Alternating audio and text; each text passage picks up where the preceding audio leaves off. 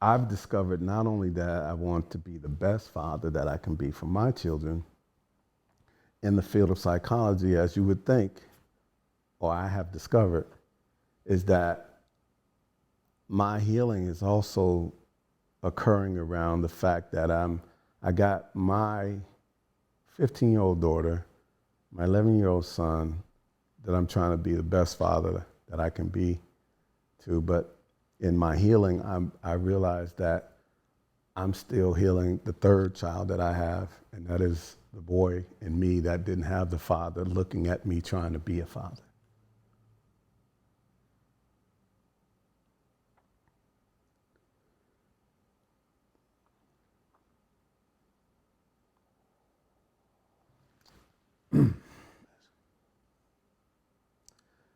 Some days I feel like I failed him.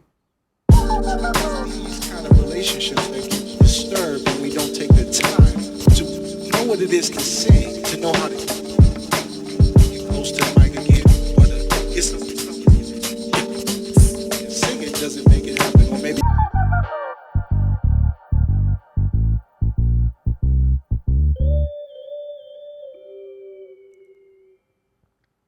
How you feel, dog? Bruh, like I told you, man, it's got the days when you got your superpower, and then there are days when you're like, what happened to my superpower? But today I feel good, man. I feel good because I'm around family, loved ones, friends. So, feel good. We've watched each other, bro, move through so many different phases of life, man. And we have such a unique relationship as men, as boys, as, you know. I wanted to use this as an opportunity, man, to just show our love, man, as like men, bro. It's overwhelming, man, to think about our lives, Yeah. and where we come from, and how we even got here, like how we know each other, like how we, it's a story, man, of just God's, the universe's plan, divine plan for things to just align in the way that they're supposed to, so that they can unfold. Yeah. And demonstrate the like beauty of what's going on, man. And I have so much to thank you for. You know, when I moved here and you were going to Temple, I was just coming off the heels on some nigga shit, bro. Oh my gosh. And Yeah. you know, I wasn't fully aware of where you were and what you were doing, and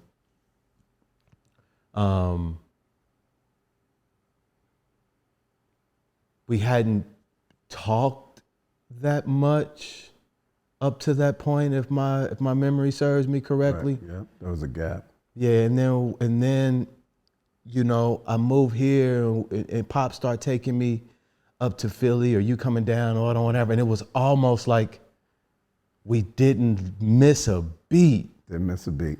And you were living a life, man, and developing the skill set to just be the man that I was going to need you to be when I showed up. Mm-hmm.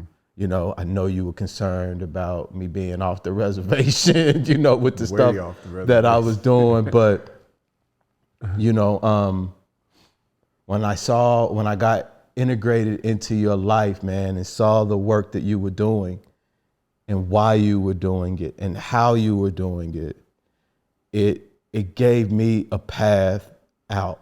Mm-hmm. And one of the things that I remember is hearing the conversation or learning about the story about you even getting into psychology out of architecture, man. Yeah. Can you talk a little bit about that? Well, yeah. I mean, I actually, we grew up in the projects of Illinois, and my school was probably about 8 blocks from my house. So, when we would walk to school, I noticed as we left the neighborhood and got closer to the school, the environment changed. The grass was greener, houses were well maintained, and hell, it even seemed like the air changed. And as a child, I would ride my bike and see not only just the route going to school, but just as I left outside the area, when we were kids, we could ride our bikes for miles. And Yeah, so, yeah. so something in my mind was like, I want this for the neighborhood where I live at.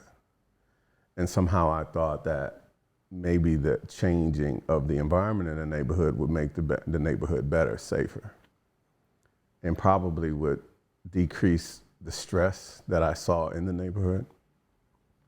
So in addition to that, my grandfather was a carpenter. He was one of the guys that helped contract with the city at the time to build or repair homes and things like that. So, you kind of take your grandfather's construction ability and then my desire to see the neighborhood change. And by the time I got to high school, there was a course called drafting. And that's where the initial part of the course is teaching you how to measure and how to write with different pencils, different widths and thickness and, these lines. But it allowed you to manipulate 3D objects. And then from there, you start to draw buildings. And I was fascinated by my ability to take a concept out of my mind and put it on a piece of paper. And I discovered this field called architecture. And I said, okay, this is what I want to do. This is what I'll use to transform my neighborhood and make it a better place.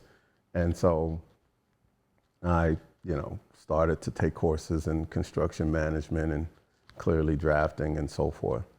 But I also was a basketball player. So, wanted to be an architect after I went to the pros.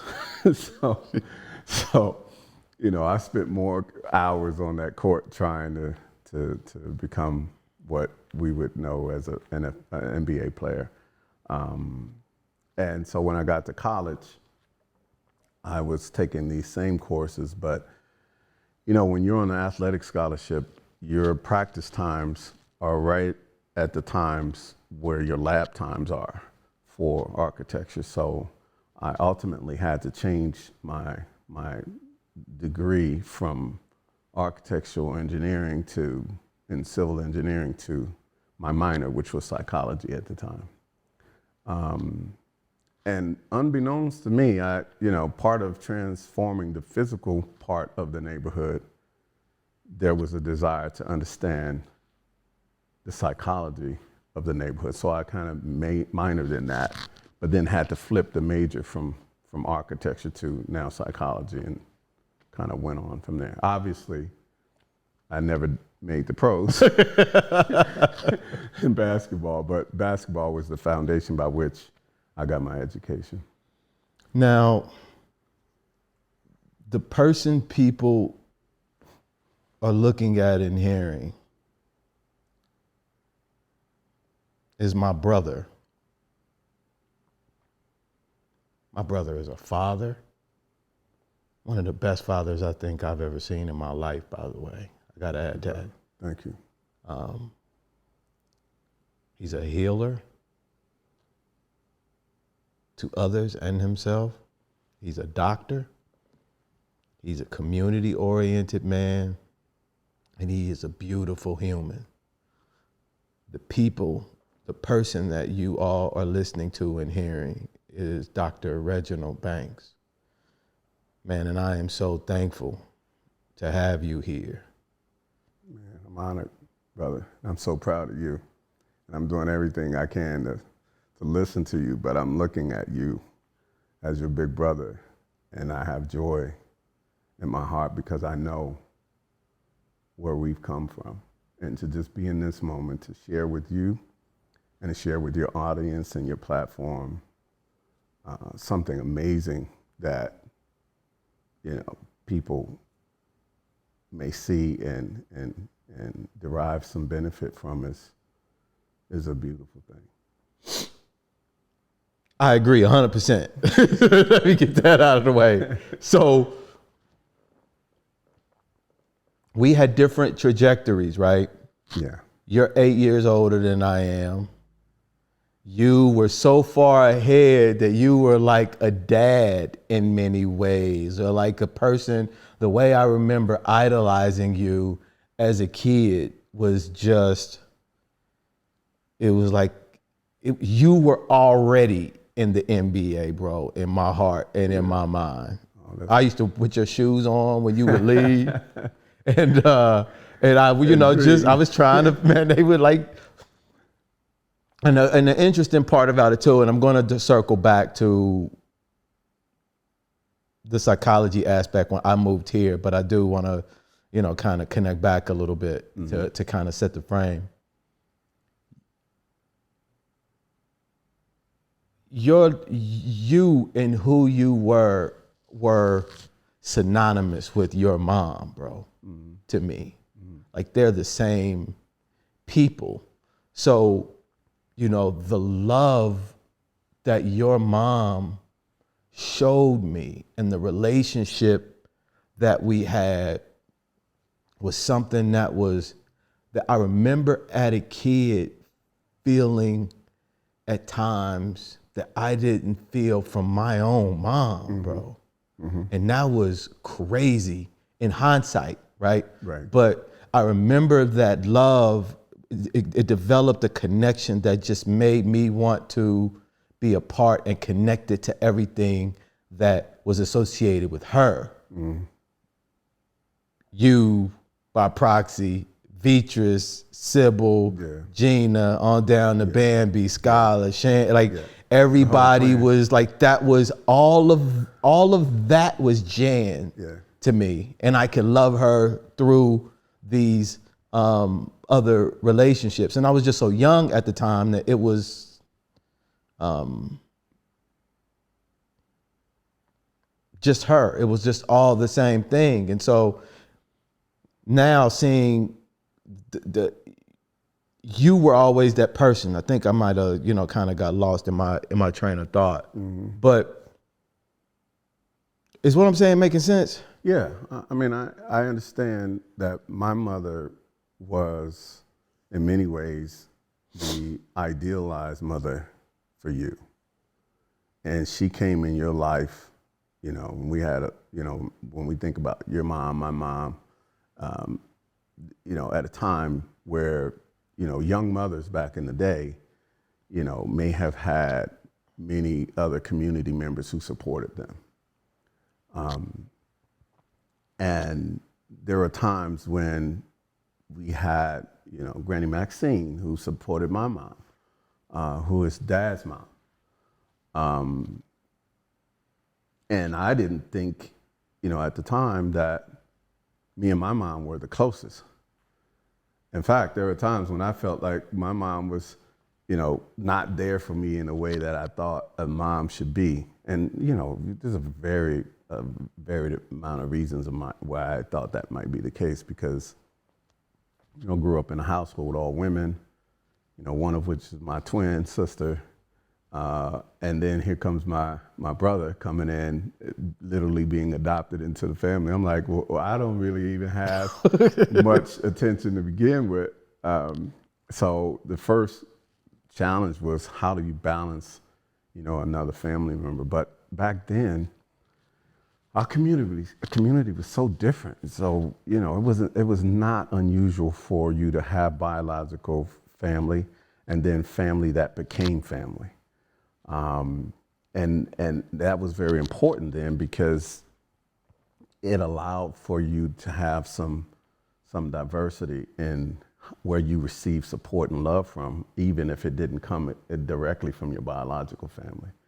And that was really a protective factor in a way that I understand now as a man that I didn't understand then.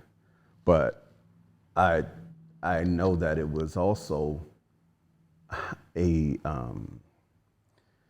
way families were able to give support to children in a unique way that they needed. And I can look at the times when my mom depended on dad's mom in a way that it was, because she didn't have her mother, that it was such a beautiful thing to see. And Granny Maxine was a very loving person that gave not only to my mom, but many other women who were, I think, were just looking for guidance. So that matriarch that was there, that they got their support from. So when we look at, you know, where people just filled in gaps for us, that was such a different time, very nostalgic time. And it's something I think ideally we kind of don't have today.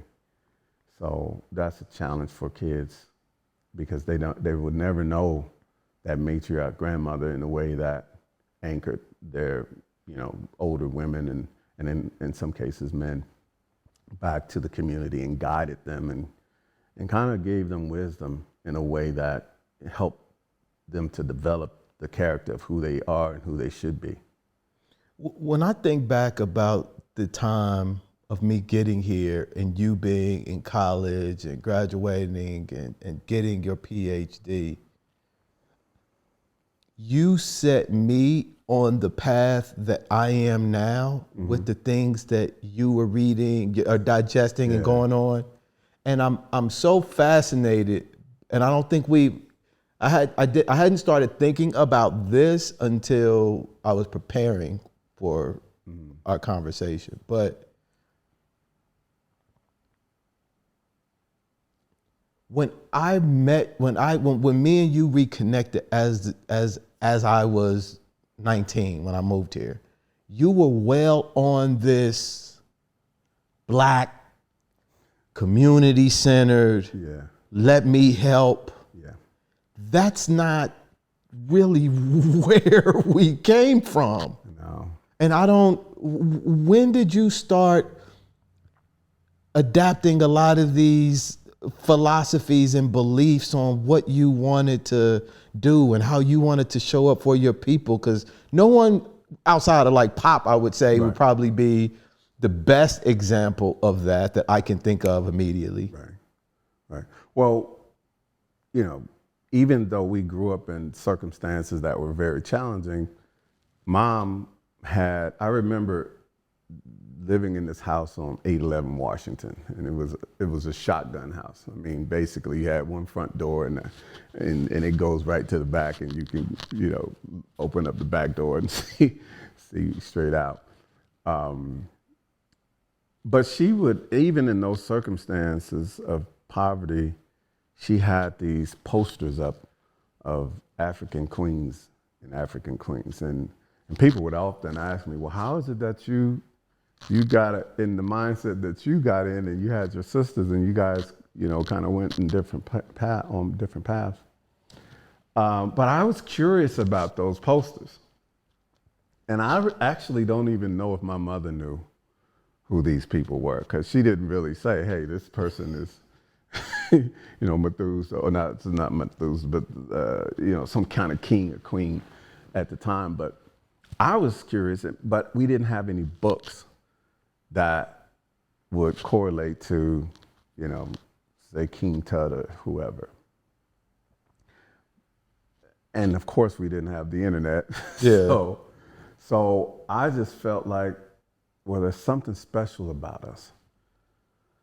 So the only thing I could go off of at the time was the culture. So you're talking about the 70s and, you know, coming out of the Black Power movement. So, you know, mom and them, they spent a lot of time advocating for housing rights and things like that. And so she was part of, you know, this group called the Panthers that was not militant at the time, but was really looking to secure housing, food, and really lunch for us. Because again, these groups like the Panthers and various SNCC and all these other organizations that evolved they evolved because of what we were not having access to at the time. And they evolved because, you know, studies came out that, you know, kids could study better if they have a breakfast. I mean, you would think that in America, that would be the baseline for what everyone would have, considering this country is so great and obviously, you know, having its challenges now. But everybody I knew back then were on government assistance, not because they chose to be. It was just how they survived. Mm-hmm. And everybody remembers these big blocks of cheese and butter and powdered milk. Make the best grilled cheese sandwiches. Yeah, but you had to turn it on 400 degrees to get it to melt. And I can't even think about what it's done to our systems. But True. But so mom and them were advocating for just basic human rights, and that impressed upon me, you know, a spirit of trying to make sure that everybody is okay. Because at the same time, we were struggling. Our neighbors were struggling.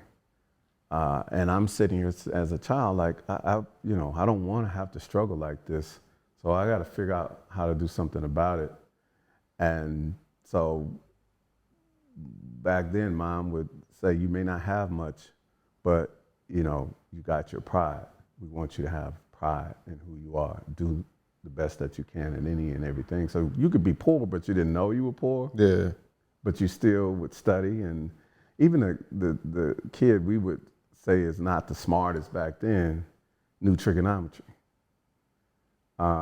So we had something in us that I think we have to get back to. But that spirit of what was in us never left me.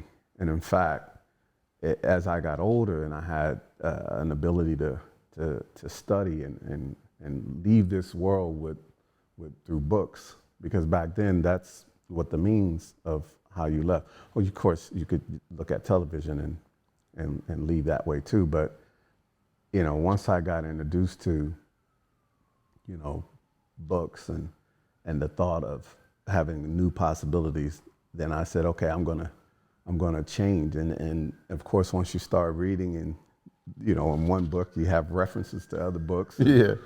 And it takes off from there. And then you say, wow, I'm not aware of this information.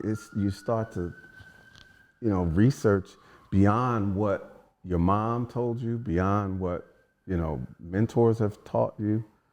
And you go into a whole nother world where you are now empowered around the possibility of, you know, these limitless abilities that other people have had before you. And so now you don't even look at yourself as in any limited fashion. You like, there are possibilities out here and I'm going to go get it. Now, of course, again, the first possibility for me was basketball. And I'm going to lift us out of poverty with this ball. And that was everybody's dream. But you were actually good. You were actually, I played. You know, listen, I look back at myself, you know, when you're older, you're like, man, I could have done this. I could have done this a little bit better. But I was good enough to get a scholarship. I was not good enough in terms of when you think about how you train as an athlete, you know, when you don't have a father, a coach, so you're just doing it on your own, with the possibility of, you know, initially getting a scholarship.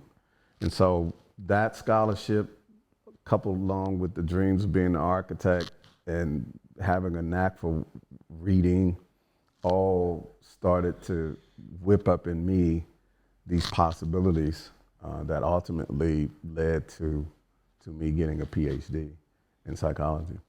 Now, dude, I'm imagining, and I'm just gonna throw stuff out, so correct me and shave the edges off until it gets to be what it's supposed to be. Right. I'm imagining a relatively emotionally underdeveloped person acquiring this information as you're going through psychology, and all of these dots are firing off in your head. Oh, that's why? That's why? That's why? Oh, hell no. And then you like, what, as you were acquiring this in your mid 20s, as you were going through, how are you showing up to the family at that time? That's a great question.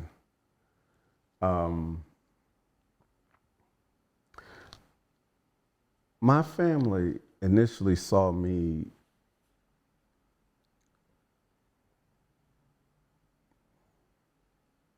they saw me as a problem early on because I didn't, like any young boy without a father, I didn't want to take the trash out. I didn't want to wash up. I mean, these are things that boys go through. Yeah. And usually, you would have a father there or some figure, brother or whatever, to kind of coach you that these are the things you have to do to grow and mature.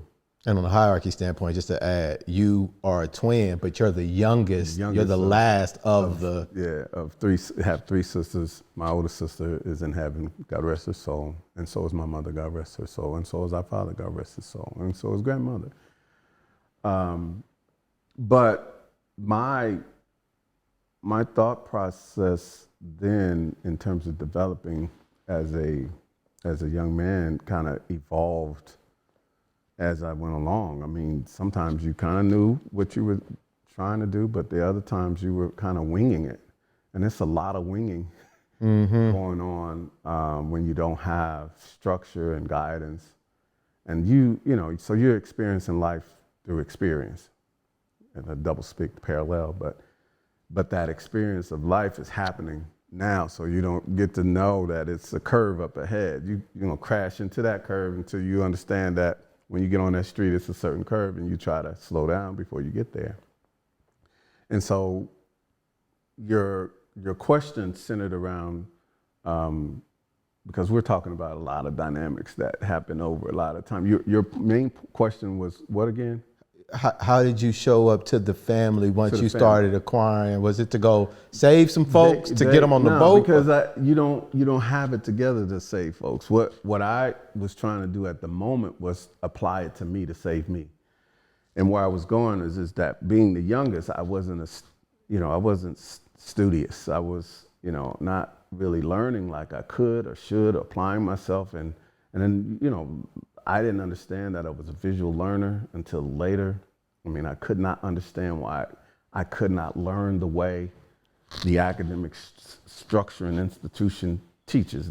You have a person at front talking, teaching, and my mind is wandering.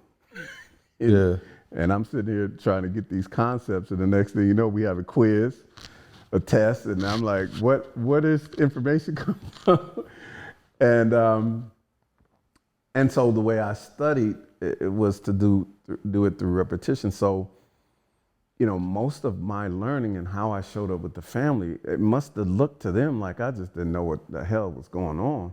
But I was in my mind trying to figure it out in terms of how I learn the information. So there's a process of trying to understand how to learn, and then how to retain the information, and then how to utilize it. And again, I'm doing this through trial and error while failing so much that I actually failed the third grade, and my twin sister was 1 year ahead of me until we finished high school. So at that point, I had just internalized that I can't learn, that probably I wasn't smart. And so I did the minimum to pass, because that was what I could produce at what I thought my maximum capacity was. And as long as I wasn't in trouble, then the adults around me reinforced that was okay to be average. And so I showed up in my family by being average, staying low. You know, the women were ahead, so they took the dominant position in the household, and I really didn't start challenging that until I, got older, my body filled out. But other than that, it was what they said, what they wanted to go on, and there was some battles there because, I'm the only boy at the time in the house, and so, I got strong women in my family who I love to this day. But they were doing the best thing that they knew how. And again, without a father figure in the household, they too were trying by trial and error how to manage the guy in the household. So you're developing that when you're going through your master's and PhD program. And you're also acquiring data that informs your perception, and now you might not necessarily be delivering it in the most effective way. No. In those periods of times when you're going back to the family, because in that time you were still this guy that was showing up as you were doing the on-the-job training. Right. You were still showing up. You were still saying, hey, here. You were the only one, well, with the exception of Gina, she was gone, but like who was, you were still going back and showing up. I feel like you realized that there was a role that you needed to play. Right. Well, that role was in the family. Okay. So how it showed up later was the minute I got that scholarship, my family were like, this brother is for real. He's doing something that very few people have done in the community. So it was a respect thing, and I could see it in my sister's face. And then of course my mother is proud. But before I got a scholarship, my twin sister Regina got the scholarship. She was a scholar athlete. And in fact, I looked up to her. She was my hero.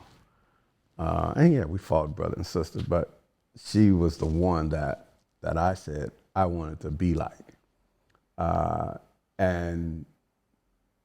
But until I got that scholarship, my family was like, okay, he's not, I felt like they felt like he's not dumb. He's smart.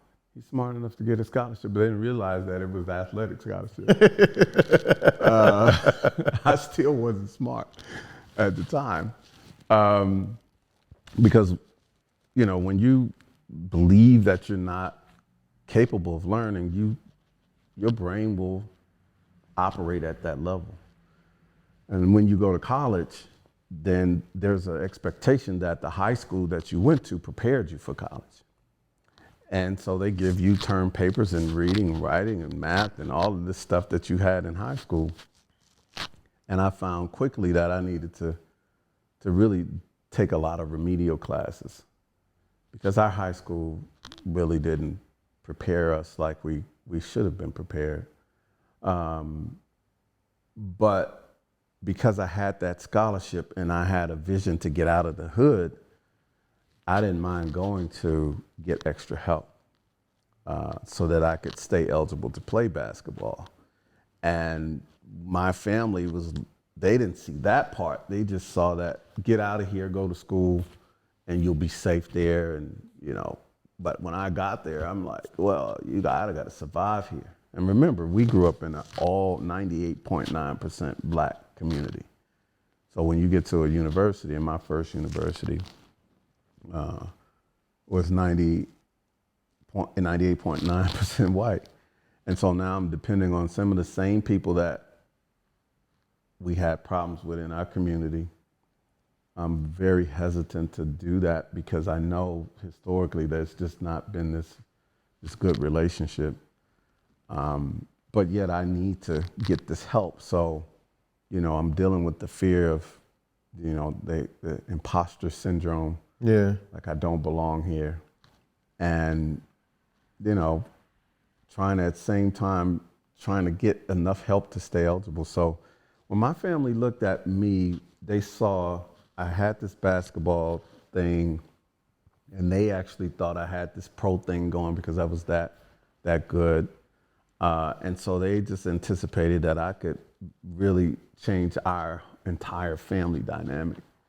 So when I would come home, I didn't worry about nothing. They cooked for me, they cleaned it. It was just, in fact, I couldn't wait to get home because, you know, I'm on a pedestal with these women who loved me and raised me and nurtured me, and see that I'm making more than a good faith effort to change my life with the hope of changing theirs. So it was a total respect there for me as their brother going through school. What is it? I remember us having conversations about the learning thing, man, but now I think I feel like as I'm listening, it's just hitting me a little bit different. Mm-hmm. And I don't think I remember hearing that Gina went ahead of you. How do you think that carried with you? Like, because that seems like a pretty... Her being 1 year ahead of me? Or people thinking that you had a learning disability. Well, I mean, hell, I believe that. Right, but clearly you don't, though. No. You know, what you figure out, man, is there are 3 modes of learning in every school. Schools teach by what they say, whether it's called a VAC model, and that's VAD. So that's visual, auditory, and kinesthetic. Visual being visual, auditory being talk, kinesthetic being manipulation of the thing that you're learning hands-on. And every teacher is supposed to understand how their children learn. So that means that individual children have these learning abilities, and the teacher observes how the child is performing and from one task to the next, and they kind of figure out that this kid is this, and so they adapt the academic work to that kid. Well, that can happen or it cannot happen. And as a parent, you don't know that that's what is happening. You just say that, go to school and do your homework. And there's so much more to that. As a psychologist now who has seen the gamut of learning ability, learning disability, special education, gifted classes, and then how parents prepare their children. It wasn't until later that I understood that middle-class parents expose their children to the information before they get the information. So over the summer, if you're in the 4th grade, you're gonna, finishing the 4th grade, you're gonna see math and reading that is expected of a 5th grader over the summer. They'll have them do the summer reading or these summer packets of information so that when the fall comes, that information is not new to that child. Mm-hmm. And so that child picks up faster. Well, in the hood, you know what the summer is for. Oh, yeah. It's for fun. And, and that's important, too. It's just that our parents didn't understand the connection to the fun part and then the preparation part. So if the kid is figuring that out by themselves over the course of time, now I'm a parent, now my kids get exposed to this information so that they're not seeing it for the first time at the beginning of the school year. They'll now have a reading list, and we'll start to think ahead of the concepts that they should, prepare or need to prepare for, and we expose them to it. And sometimes with these kids today, it can't be you. It's got to be an uncle. It's got to be an aunt. It's got to be a tutor. It's got to be somebody different because we're telling them what to do all day long. And they don't, they've had enough of that. So we still got to get them that information, but we have to get it to them, through another means. So I believe that, when I look at my childhood and I look at my sisters, we kind of figured that out. Me and Regina were the first 2 well, Sybil went to school. She didn't finish. Regina and I were the first two to go and finish, and not only get undergraduate degrees, but get master's degrees. And subsequently, I got a PhD. So the mid-30 Reggie, late 20s, early 30 Reggie, I pull up 19, 20 years old. Hey, man, check out this Monster Cody. Hey, man, read this Road Less Traveled. Yeah. Hey, man, let's talk. In hindsight, I'm imagining you looking at me and saying, this brother needs some help. Right, right. And you showed up in a way that I feel is unique, not to just men and people in general, and just being like a connector and a nurturer and a listener. I mean, don't get me wrong, bro. You hard. You know what I'm saying? Like, oh man, you and I love that about, how you show up, because the expectations are high. Yeah. And the accountability is high, but I think it's a way of kind of like putting something here and then giving somebody opportunity to kind of like, move towards it. But I always remember us having very deep, emotionally focused conversations. Yeah. In like our 20s. Yeah. Listen, those conversations were similar to what I just described around giving a child information before they need it or they get exposed to it, so that they can, when they, as they go through life, they get to this part of their, their educational journey, and it's not as new or challenging. The concept, when we read the book, I read the book Monster Cody, and that was a brother who's no longer here, but he's one of the brothers that started the Bloods and Crips, and he talked about his journey from being a raw, community menace to evolving to understanding that he has to fix a lot of the wrongs he created in the community. And ultimately, he served a prison term that's where his life was ended. But he actually got a Pulitzer Prize because of how much work he was doing behind the scenes to cure, things that he had done. And it's fascinating. His story was fascinating to me to share with you because of the same journey you were on, where you in Kansas City and being influenced by the environment and that was what you knew, and so that's what you were doing, but nobody was thinking outside the box to change the trajectory of where they were going. And so when you came, I said, let me give him something he can relate to. And that book was the first book I asked you to read.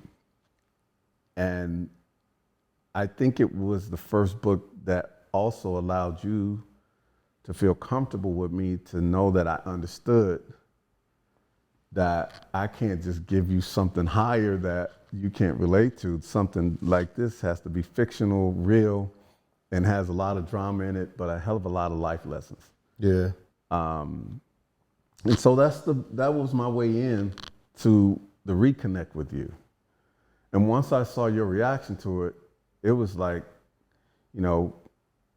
we said that people learn visually, auditory, and kinesthetic. You are a reader. You're smart. And my mother saw that in you. That's why she was there to save and make sure that you were protected in a way so that you can get to hear. And I saw that in you too. I saw it even more in your brother. Casey, who I believe is a genius to this day. Yeah. And you just need people in place to protect and shield until people can come into their own. So when we got together, that book was one. The Road Less Traveled by Scott Peck was one. Because now I'm like, let's go after the psyche. But these books are books I'm reading because, again, I read one book that led me to, that mentioned this book, that mentioned another book, and I think that the process of learning is that. You know, if you already feel the bug to learn, you know, learning will take you on a journey where it just takes you.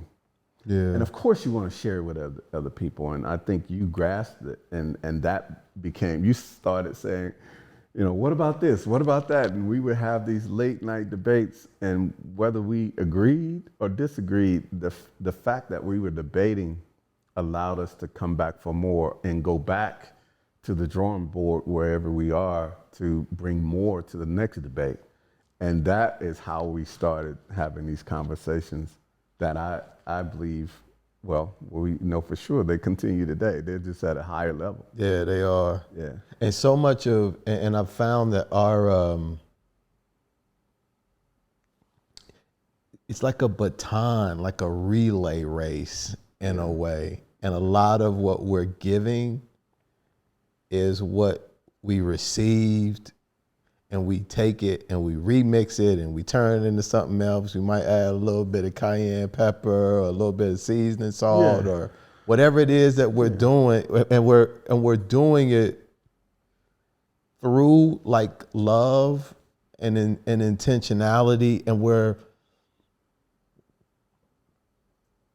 you know, as I think you've been critical of me in certain instances, but I don't think I don't think I can, I don't recall feeling judged. Right.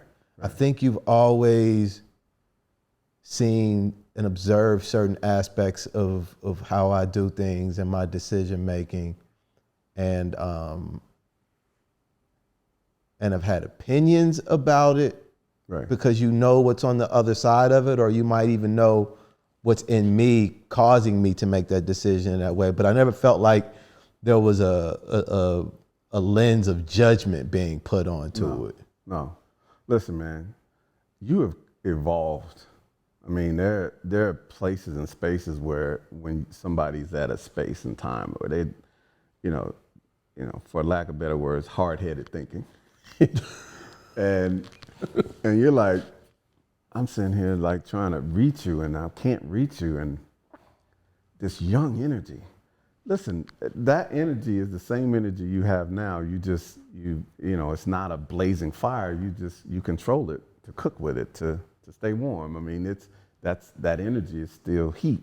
It's just managed differently, and it is tough to come into your own, because you're talking about, you left the rawness of Kansas City to come to Alexandria, Virginia. And it's a different ball game up on the East Coast than it is in the West, in the Midwest. And, you know, I liken it to the movie Malcolm X, when Malcolm Little got off the train and he had his zoot suit and he is in Boston and he think he fly, him and Spike Lee, and they out of touch and out of time. Yeah. And it took Red, the Indian gangster, to be impressed with Malcolm Little by defending himself at a bar without knowing anybody in there. And the next thing you know, you're getting mentored into a whole life of crime in another way. But I saw that was you. That was you. And but you weren't the zoot suit here. You had suits, shirts, shoes that had the shoe horns in them, and you came here and you adapted to what you saw here. So you kind of changed yourself on the outside without changing yourself on the inside. And of course, we know the apartment complex deal. I don't Brother know if I Reggie. should tell that Nah, I'm story. going to say it. Oh, no, I'm going to let you say it, bro. So I came up to visit you one time, and you had this nice, I think it was a Volvo, Audi. Audi. Yeah. And you were dressed to the hilt, and I was like, listen, okay, let's drop my stuff off at your place. You got this apartment, and you had moved out of Pop's place. And we got to your place, and I'm looking around, and this air mattress, a TV on the box, and no dishes or paper plates, and I'm like, dude, what are you doing? And because on the outside, the I way was you were killing dressed, them. you were, oh my gosh, you looked the part. But when we got to your apartment, I said, nah, man, we got some work to do. And that was when I said something to you.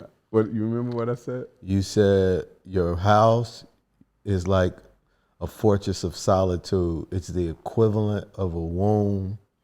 It should nourish you. It should rejuvenate you. It should do all of the things that you need on the inside to go out and compete in this world. Yeah. And I will never, ever, ever, ever, ever forget that, bro. Ever. And I said, it's the true reflection of who you It's are the before you leave to present yourself to the It's world. the true. That's and a good. I said, I said, you got some work to do behind the scenes, bro. And I know that was one of those critique moments that put us, you had to reconcile what I was saying versus what you were living at the time. And you did. Yeah. You thought about it. We had some more discussion about it. And you would come to Philadelphia and you would see my apartment. And again, I lived that. So I'm giving that to you. Pops dressed the same way. But if you look at how he managed the inside, you were looking at what he was doing as well. Yeah. And I'm challenging you both, like, yo, man. Yeah. But Pop comes from a different era too. So you and I are now the next generation and reiteration of him and the evolution. And the next thing you know, you started going there. But to go there, it meant you had to wrestle with some demons. You had to wrestle with your past. You had to confront the realities of the circumstances that created who you were at the time, and you had to work your way back through those back alleys to get to who you wanted to be. And that was a fight, bruh. And I couldn't help you. I could only give you stuff. But you had to get in that ring and go 12 rounds with you. The version that society created. Yeah. In the first 5 rounds, you got your ass kicked. Toe up. Right. And it was everything you could do not to give up. Because it's not pretty when you're fighting you. And many of us men are fighting ourselves based on these things that were not in place to teach us. Again, like that child, someone giving us information before we need it, so that when we get to these life situations and circumstances, we're not going to be exempt from going through them, but we're not going to be so inundated with the feelings of fear and things that come for the first time when you're trying to deal with life, that you're comfortable enough that, okay, I've been here before.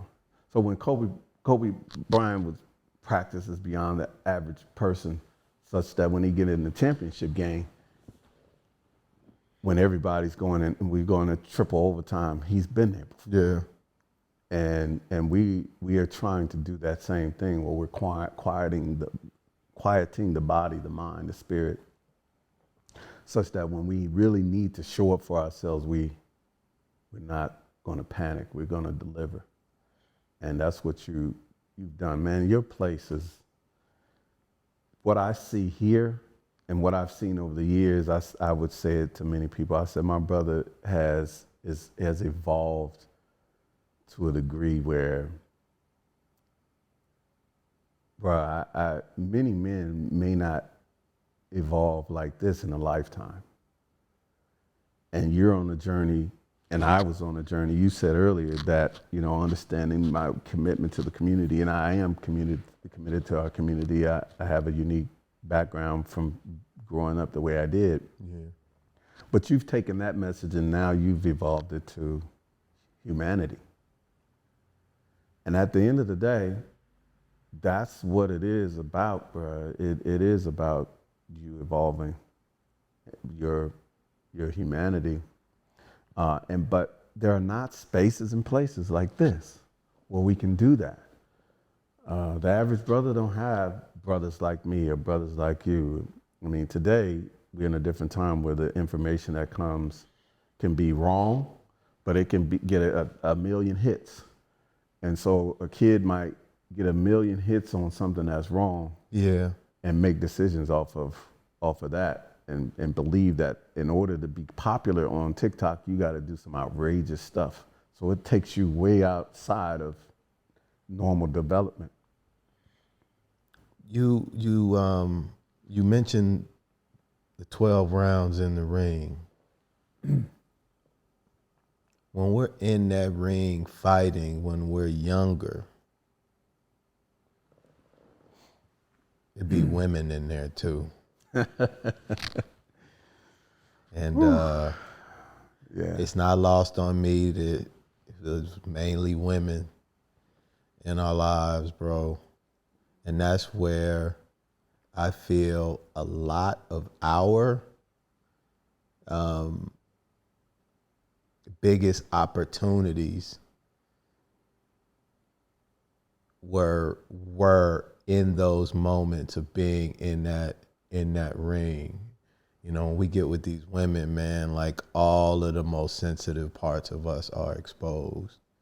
And it's and I don't know what it is about the energy or the nature of being raised by women and being around a lot of women, and then how when we actually start to do work that we immediately recognize that that's where a lot of it is showing up. Why is that? Well, I mean, when I look back at my experience, your experience, and a lot of the young men's experience that I work with now, when you grow up with women, or you have, a father not present, and so therefore there is the influence and the guidance around what manhood should be coming from a woman, then you got a heavy deficit of what manhood is and the rites of passage of manhood, because a woman can never teach a boy how to be a man, and we hear that all the time. But we cannot deny that we have a high emotionality with men today who grew up with their women and fathers not being present. And what it leads to, when you swing so far to the left where there's emotionality, then you don't have the ability to think. We have a model in psychology called the antecedent, the behavior, and consequences. It's ABC. And kids who are so emotional don't think about consequences. They think about instant payback. And they could pay you back by running you off the road, or pay you back by harassing you, or pay you back by making a life-changing, altering decision for you and them. But it's not thinking about the consequences of the action, because emotionality is very quick, very short, very intense, and somebody has hell to pay off of a minor mistake. And so that emotionality I grew up with, and they saw it on the basketball court. And it almost made me lose the scholarship because, being provoked by the opponent, I would come back down and elbow him, and I would come down and dunk on him and then say something to the coach, like put the next player in. Just out of bound behavior. Like you're talented, but you're a Terrell Owens type. And I love Terrell. I got every jersey. But when you think about how he grew up with his father not being there and in the various circumstances, and Terrell's example is reality for a lot of young black boys. Yeah. Except he's in a state where we're not going. He's a multimillionaire. But the reality of his circumstance, we're the same.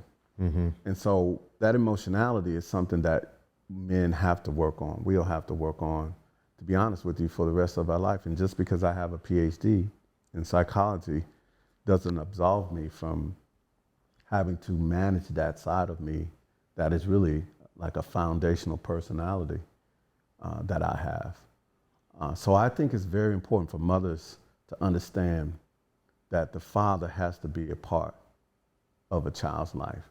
And I think that we underestimate that father's presence, especially if he wants to be and desires to be in that child's life. I find in my field that oftentimes that's a weapon that has a long-term consequence for many male children and females, because it's just as important for a daughter to have a father in her life for the same but opposite reason. I remember asking you that, I don't want to say asking, I can't recall that. I remember us having a conversation and you telling me that your purpose was you were here to be a healer. And I didn't understand that at all, bro. I didn't understand it either. Sometimes I was like, God, why did you call me to do this kind of work? But you understood the function, though. I understood the function, but I'm going to tell you, I think it evolved around the healing I needed as a child. And seeing the women struggle with relationships, economics, housing, things we couldn't control. I couldn't control, but as a young man, I was a child. I was like, I want to help. So the only thing I could do at that time is we got $2 a day for allowance, which was good back then. Oh, she was rolling, especially it was 4 y'all? Yeah. So that $2 every morning was just reinforcement to get up and go to school and have snack with my lunch, additional snack. But by Friday, I would usually have 8 saved. So I wouldn't spend the money. Because sometimes on the weekend, we didn't have enough food, and I would say, Mom, I got these $8. Why don't you go get some bread and some lunch meat? And she would look at me like, as only a mother could do, noticing something different about this one child. Not that my sisters weren't handling their business, but this was what I could do to protect. She gave me an economic stimulus package that I gave back to the family by the end of the week. And that was the foundation of how I saved to this day. But it also made me say, I want to do this for my family and my community. And that's what led me into the field of psychology to this day. And there was an extreme with it, though, I think, because you you wouldn't turn on the heat, bro, when it was cold. I ain't gonna never let you. Yeah. Man, it'd be 30 degrees in this house. I'll never forget one time he would not turn on the heat. I was like, but Reggie, it's cold. He said, your thoughts keep you warm. I remember that. Your thoughts keep you warm. Listen, bro, I tell people, if you come over to my house, just be prepared that the heat's not going on until November. So bring your jacket and your skull cap. But that was mostly in college. So,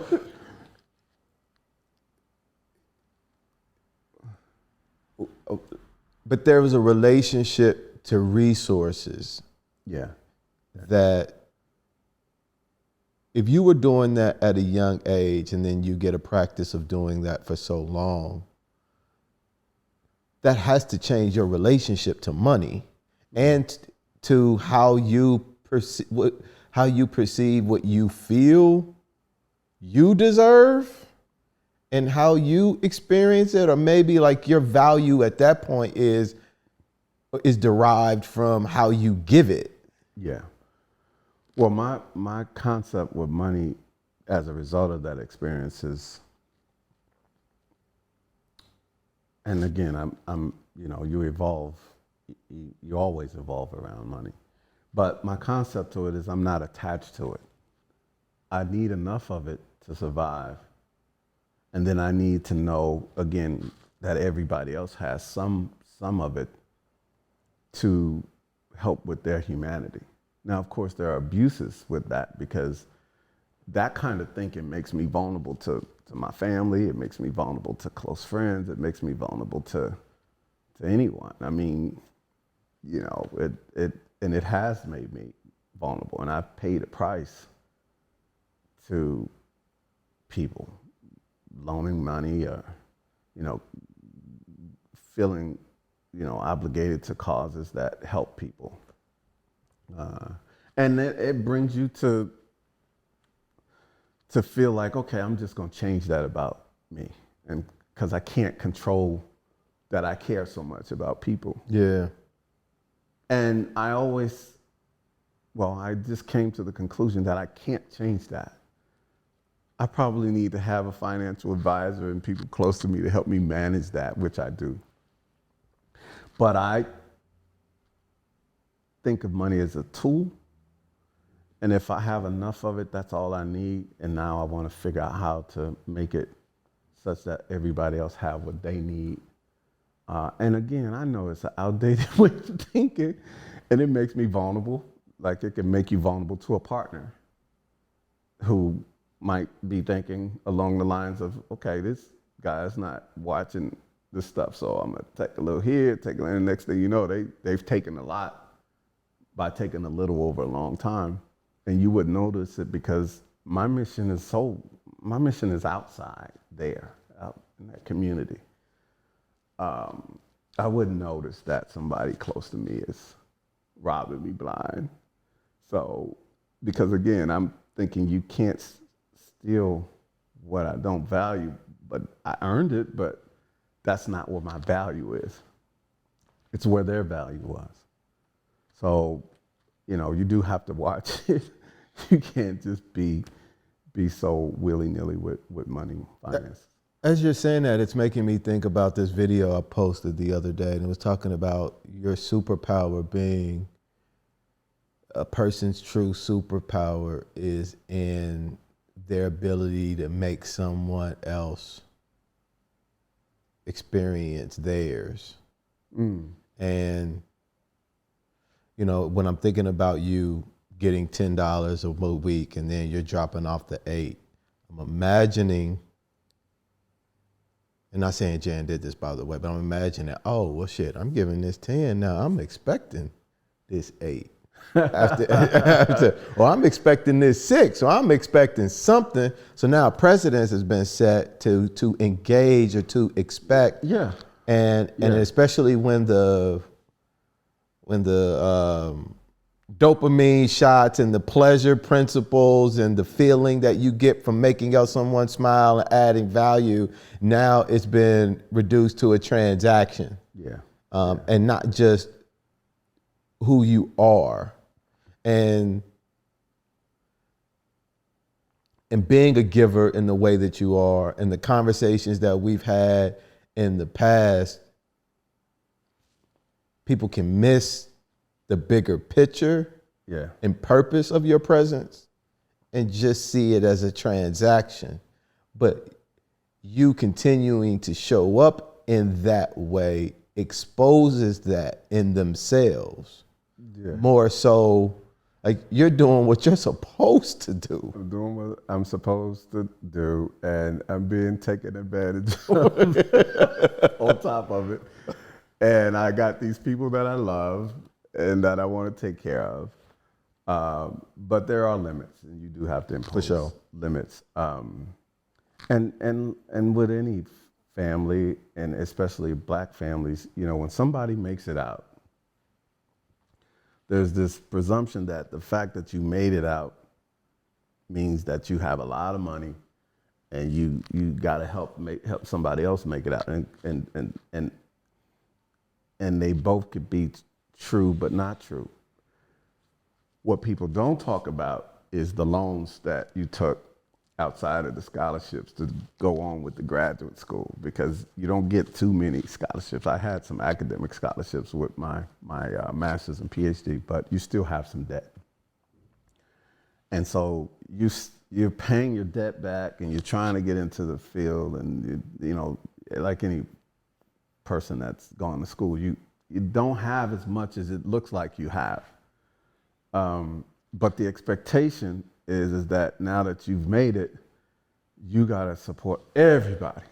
Yeah. And you've seen these stories. These stories are plentiful with athletes, and you know, having to either they go broke because they feel loyal to too many people, or they have to cut people off in order to keep their sanity and keep their wealth. But nonetheless, it could be family members, it could be, you know, people, you know, proposing a business and all of these ideas that people have with your money that they think would make you 3 times more. And usually if it's too good to be true, It is. it is. But I think you have to find that space and that place where you know, you can still help people. I mean, the reality is, Mike, America just doesn't take care of just basic needs for people. And it could. I mean, if you think about the wealth distribution of, you know, the 1% who owns 98% of the wealth, and it doesn't have to be, but it is, it makes people desperate in ways. So those people who do get a little bit, the first thing that people that are desperate are going to do is go to those people. They're not going to the 1%. You know, they're going to the people they can get access to. So, but the people who just got their wealth are not necessarily the ones who caused the poverty for the masses. So, you know, there's got to be a balance somewhere in between where you leave off with love and you help and support, and then you leave off with, hey, this is the line.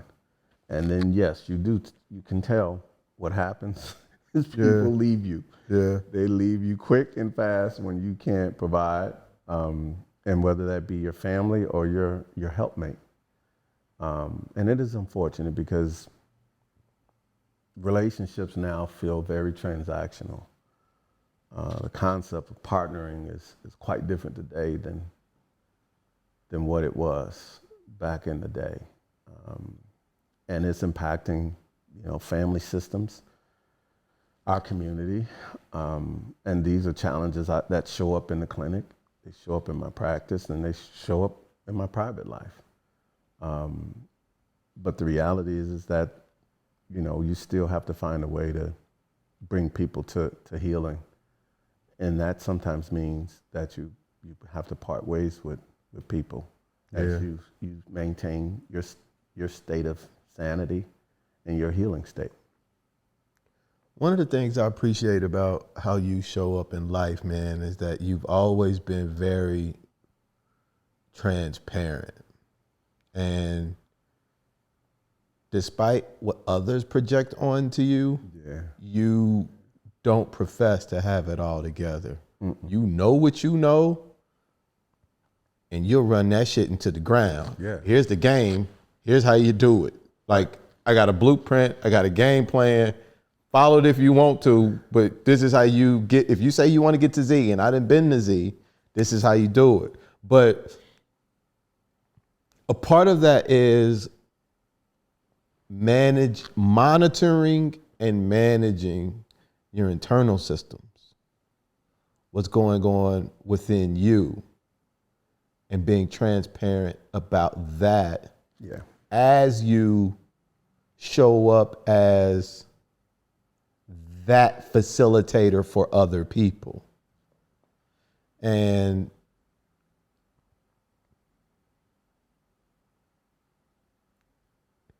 does your ability to do that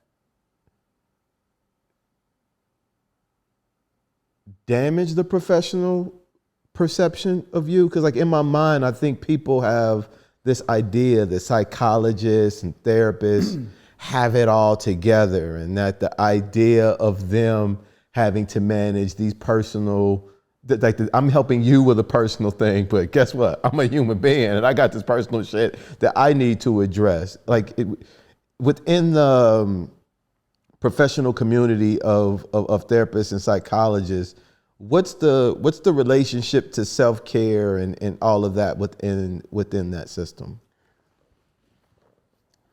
Well, first of all, we got a lot of stigma around help seeking in our community. It is, there are many professionals who do this work who need just as much support around their mental health as the people that they see. When you think about the realities of, we're human beings first. So the field and the profession of psychology is just that, it's a profession. So we have a personal life outside of psychology that we deal with. And the reality is that as therapists, you still have to do this work. You have to do this work for the rest of your life. The concept of seeing people around the most difficult challenges in their lives for however many hours you do it a week, you're taking on the stress of somebody's life.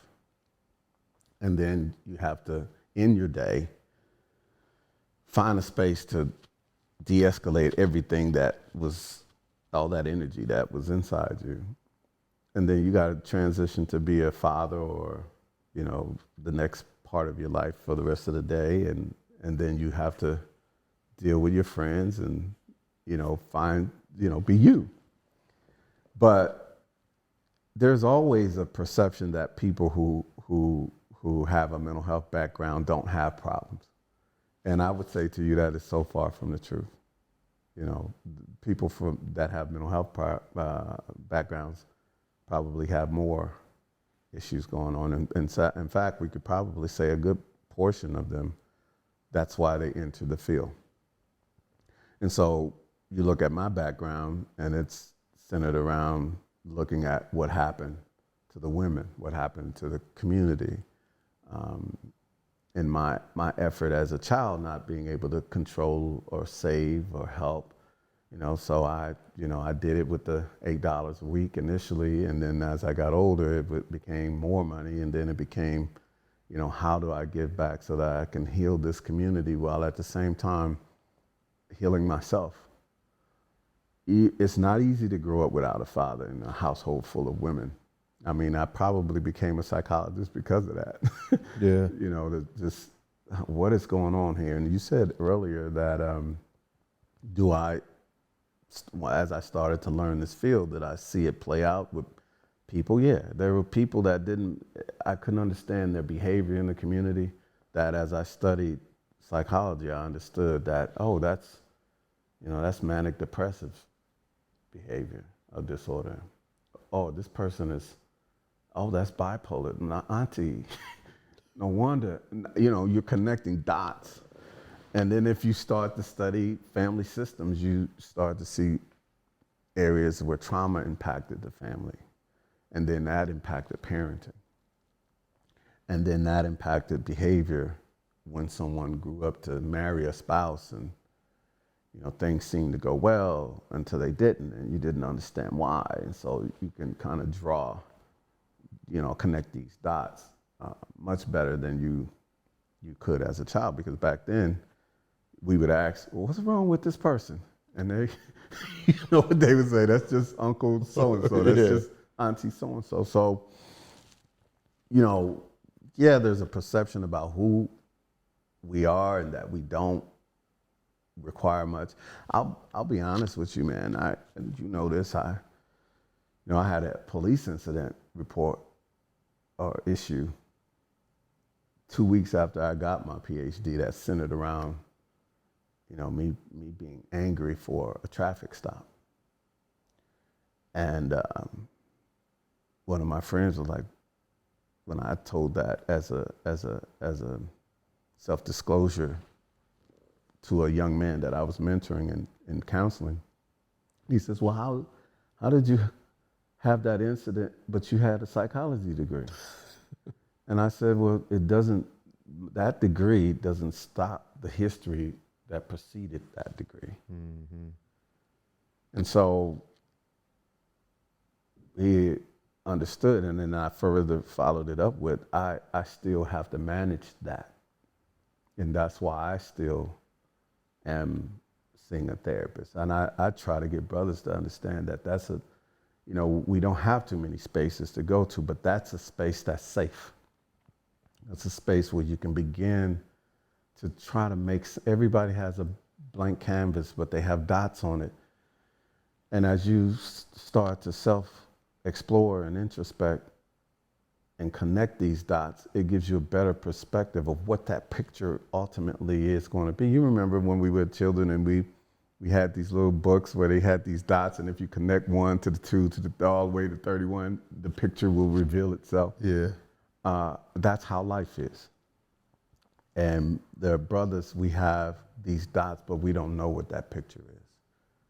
And so when I gave you those books, I was trying to help you connect your dots. Your picture is your picture. Yeah. But I'm just somebody that's facilitating something that allows you to go into a space for you to make sense out of these dots yourself.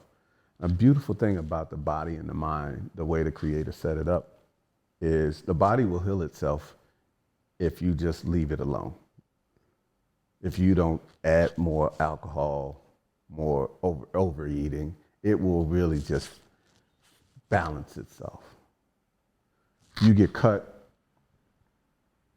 and that cut on your body starts to immediately, something in your system says, hey, something just opened up the skin. Let's send some white blood cells and this and that over there to seal that. It's going to require some inflammation and so forth. And after the inflammation, then the scab is going to come. But the healing is starting to happen whether you're going throughout your day or not. The mind and the spirit is the same. But we get so much information today coming into our minds through technology where we don't quiet that mind in a space and place where it can reset itself. Because it's the equivalent of agitating a wound, a physical wound. It can't reset. When your phone doesn't work and your computer's messed up, the first thing you do is you turn it off to hopefully have it reset itself, reboot itself. But we have to find space and understand the value in just quiet. The value in resetting. And as men, we're constantly got our fists clenched because we got so much coming our way, man. From the time we wake up and the time we leave, that we don't get to unclench these fists.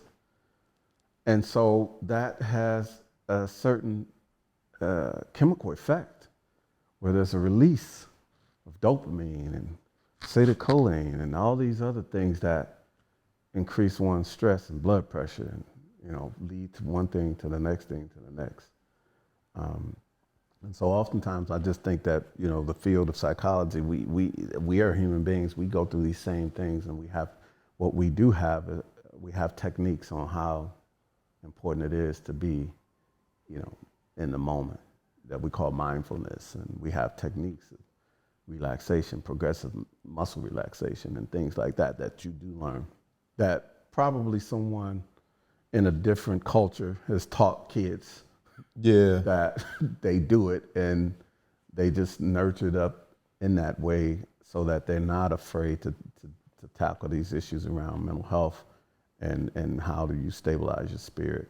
I think it lends back to what you were saying about the information being in the environment, kind of like ahead of already. Like so much of our stuff, I think sometimes is like reactionary as opposed to integrated into as just a part of, if we walked to work, we wouldn't have to work out as much as we do, because health and movement and moving the body is integrated into the life that we have set up.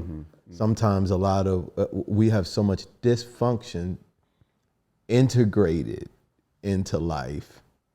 Well, remember that dysfunction is for a lot of indigenous people is purposeful. So just imagine if I said, well, if you just sit still, the body will repair itself, but then there's somebody just messing with you all the damn time so that you can't you can't balance it. Like you gonna get up and you're gonna do something to the person because they're breaking your peace. And then the person disappears so that they're not physically bothering you. But now they're bothering you in ways you can't see, where you try to turn in the application to get a job. You get denied. You try to move into a neighborhood, you got the money. You don't get the loan. You try to go to a store in Paris and everybody knows your name, but you get denied from buying a multi $10,000 purse. Your name happens to be Oprah Winfrey. Yeah. And so you just keep getting it. The money doesn't matter. The place where you live doesn't matter. It's just because you got a black tax. And many of us don't understand that black tax. We just understand the reaction, because if you're on all the time and you can't come down where you could be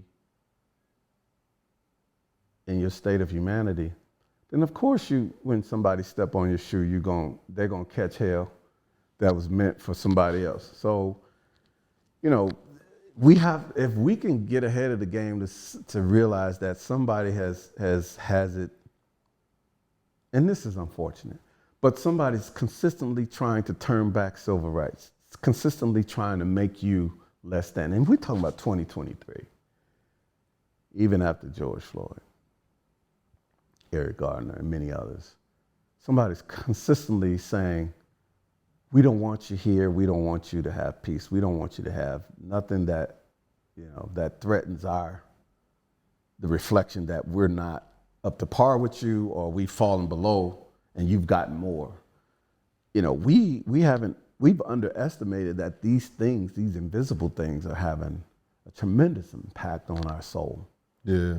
And so it's not just a physical thing, it's the things you can't see. And we have to be cognizant of the fact of what that is and prepare for it to the best extent we can. And money is a tool for that, to help mitigate that. It is. Think about it. Unfortunately, we've been in America for over 400 years. We own less than 1% of the wealth here. And every time we've tried as a community to, whether it be Rosewood or the variety of communities that are now underwater in some places, or communities where we've thrived independently, then someone challenged it, burned it down, or changed the game, and in eminent domain. And you take Central Park, Black community. Mm-hmm. But yet at the same time, if you're an immigrant, you can come over here and thrive. In fact, our men who have become a commodity for the prison system and our communities have become a commodity for immigrants to start businesses, to serve us soul food, cut our hair, Sell us our liquor. sell us our liquor. And if you're too poor, you can get a Lucy. And unfortunately, you could lose your life for that, as Eric Gardner did. But it's to turn you into a consumer. When you say, well, how can we be a consumer when we don't have a lot of money? But you can look at the dollars that go through our community, and you're talking about trillions of dollars that is the economy for some third world countries. Mm-hmm. But it's allowed for it to come through, it's just not allowed to develop. So you have this thing now that it's playing out now where black women have access to the system in ways that men don't. So now you have a challenge with relationships and how men show up or cannot show up in relationships, or what they're expected to do as a result of someone believing that the power is in that money, that position, not realizing it was set up for the access. And these are complicated topics, trust me. It's just that they show up in the clinic. Broken relationships, failed homes, homicide, suicide, bad behavior in children, tight spots, and irrational thoughts happening in the community often. In Philadelphia, as with most cities in the United States of America, there's a violence problem. And black men are dying at the hands of black men. And yeah, they die at the hands of police too. But every week and every couple of days, if not every hour, there's someone dying. And then even more people that are shot but survive.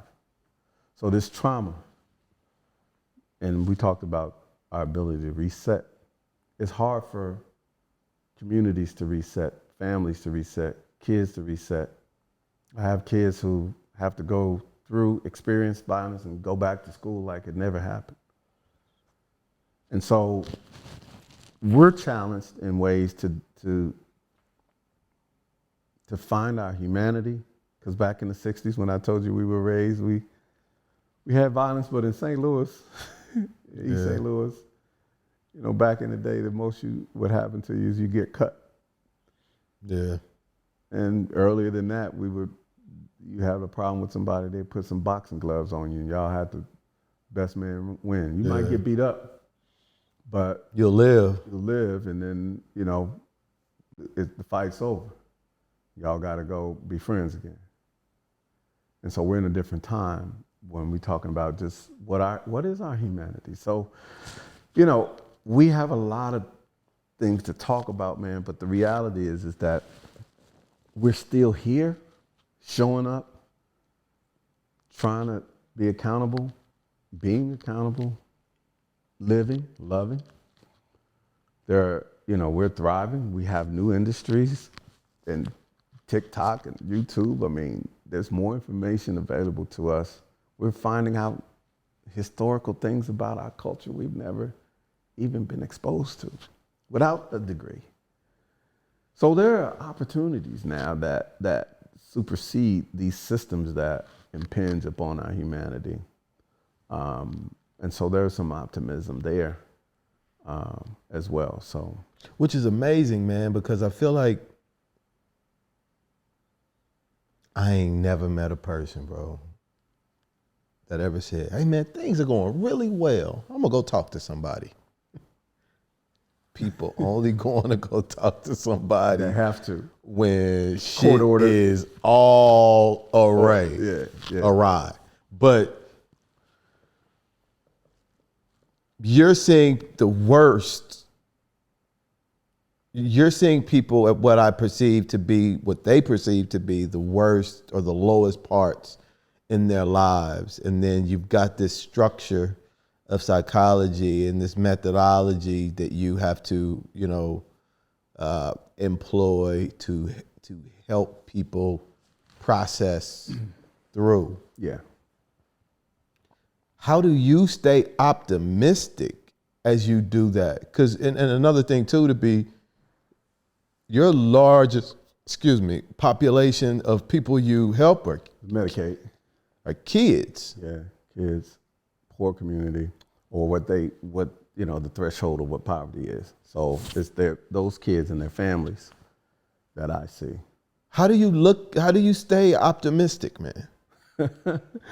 I laugh because there are challenging days, man. Trust me, man. There are challenging days where, we study statistics in psychology, so you know the statistics of what is happening. Like the stats say that if you are not at the third, fourth grade reading and math, the likelihood of you ending up in prison is like 90%. That's stats. So the average kid that is in a public school setting might be 3 to 4 grades behind in math and reading, and who knows what it is since COVID. So we got some heavy stats on, the ball that we're pushing up the hill to get back to parity, so that these kids are not statistically viable to go into that prison industry. But I will say this, you have some need to have a religious belief that, whether that be your Jewish faith, your Muslim faith, your Christian faith, and I don't want to get into how all these religions formulated, because that's a whole nother debate. But I can tell you this, I know that there's a God. This is what I believe. And because I believe that, then, I pray. And because I do pray, I study and I read. And there are times when I'm reading my religious text, and things that I read when I was young, 19, 20, 25, and I'm reading it now at 55, has a whole nother impact on me. And the times that I'm doing this is usually before I go to bed or when I wake up in the morning. And I find such joy in the belief that my purpose is to make the world a better place, and that somebody bigger than me is backing me to do that, even though it's against the overwhelming odds. So when one of these stories that I've read in my religious text talks about, David and Goliath, and for sure, David was supposed to lose. For sure. There's no doubt. He's supposed to get jammed up. And he comes out victorious. Well, that story, even though you didn't witness it, reverberates and sends a vibration to you that you can be David, even though shit is falling apart all around you.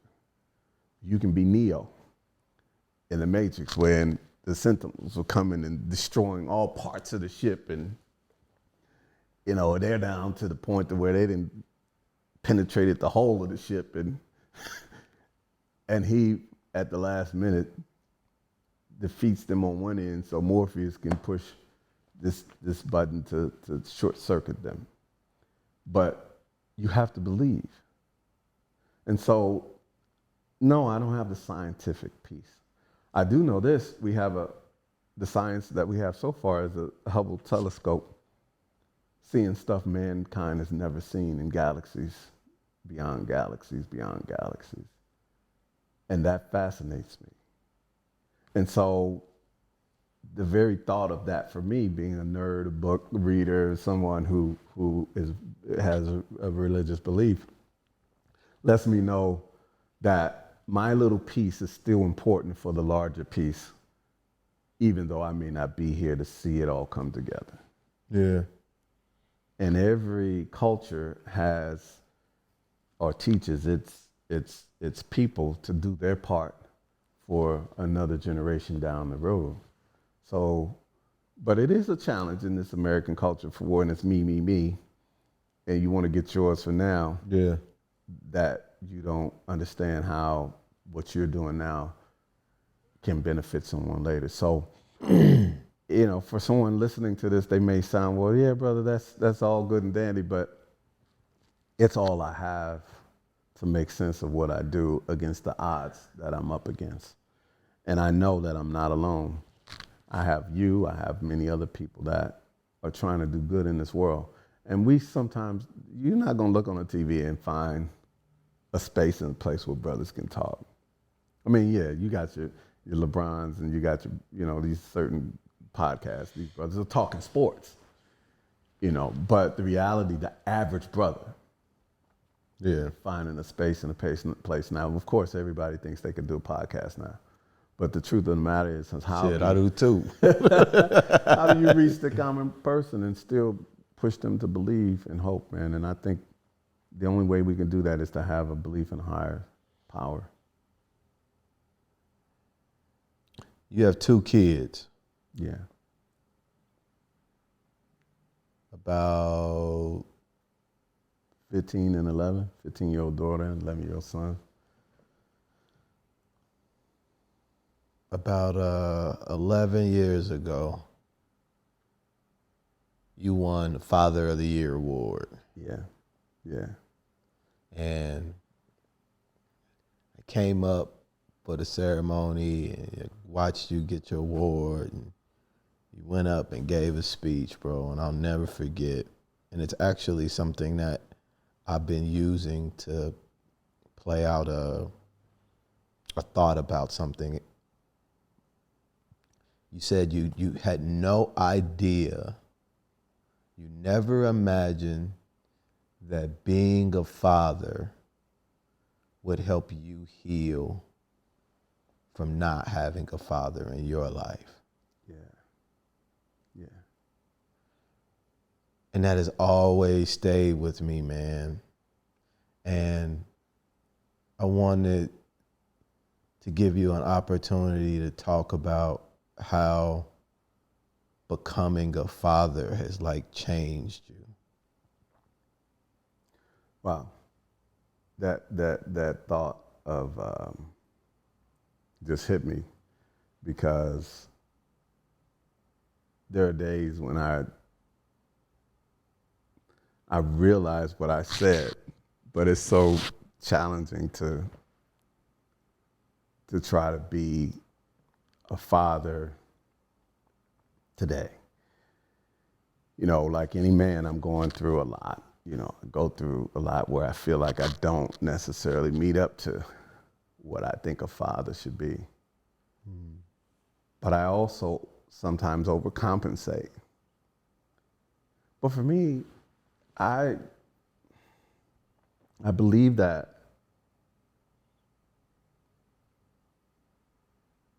our Father being the first foundation for me, as people would call it, a stepdad, but his reality for me just gave me confirmation that A, I'm not alone, and B, he came along at a time where I was probably 13, 14 years old and needed him right at that adolescent transition where everything is happening.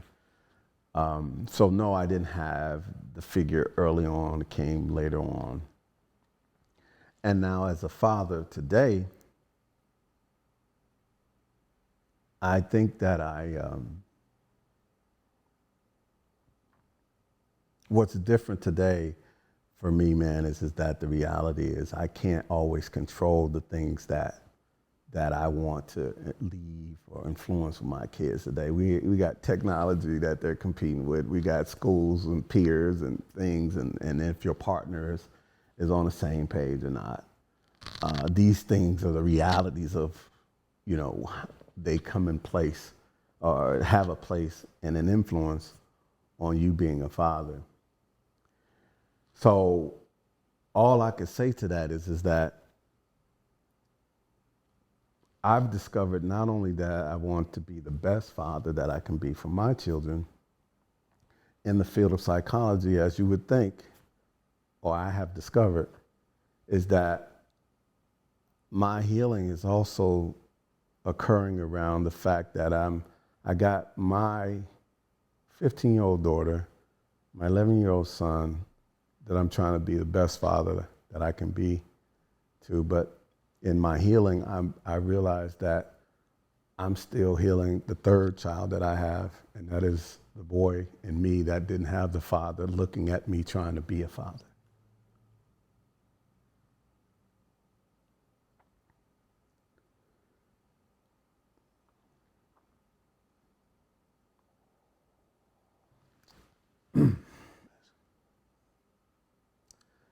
Some days I feel like I failed him. Some days I feel like he's proud of me.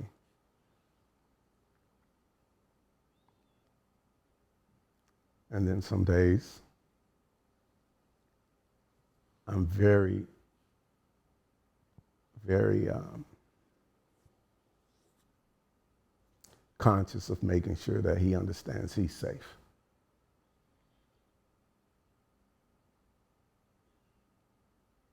And that's what healing it looks like, for real. It's probably that way for a lot of men. They just may not be able to articulate it that way. But it's work I do with other men. And it's certainly work I do with myself.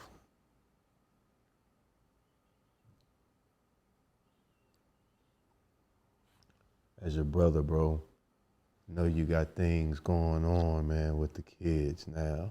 Yeah. You got a whole situation, and you sought out to be this force, and you are that force, like in the community and doing a lot of things, man. And then you got these 3 kids. 3 kids. And thank you for articulating it in that way, because it helps me see where you are now more clearly. Because even though things aren't going right with the 2, what's the one saying? What does that third one need? And I know what he's saying. He's saying what the other 2 can't say right now. He's saying he's proud of me. I feel safe. Go, Daddy, go. And along with my religion, that's what keeps me going right now.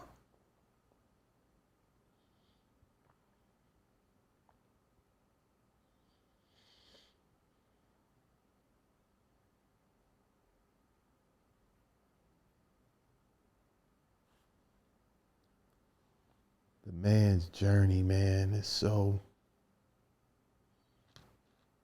muted now. Yeah. And I don't know how we let brothers know, man, that we see them and that we love them and that we hear them. Because there's a voice that's just overshadowing what we're going through Yeah. and how we're processing. And, you know, the ego in me just want to be like, we don't need it. Right. Right. But we do at the same time. And the more we get into the practice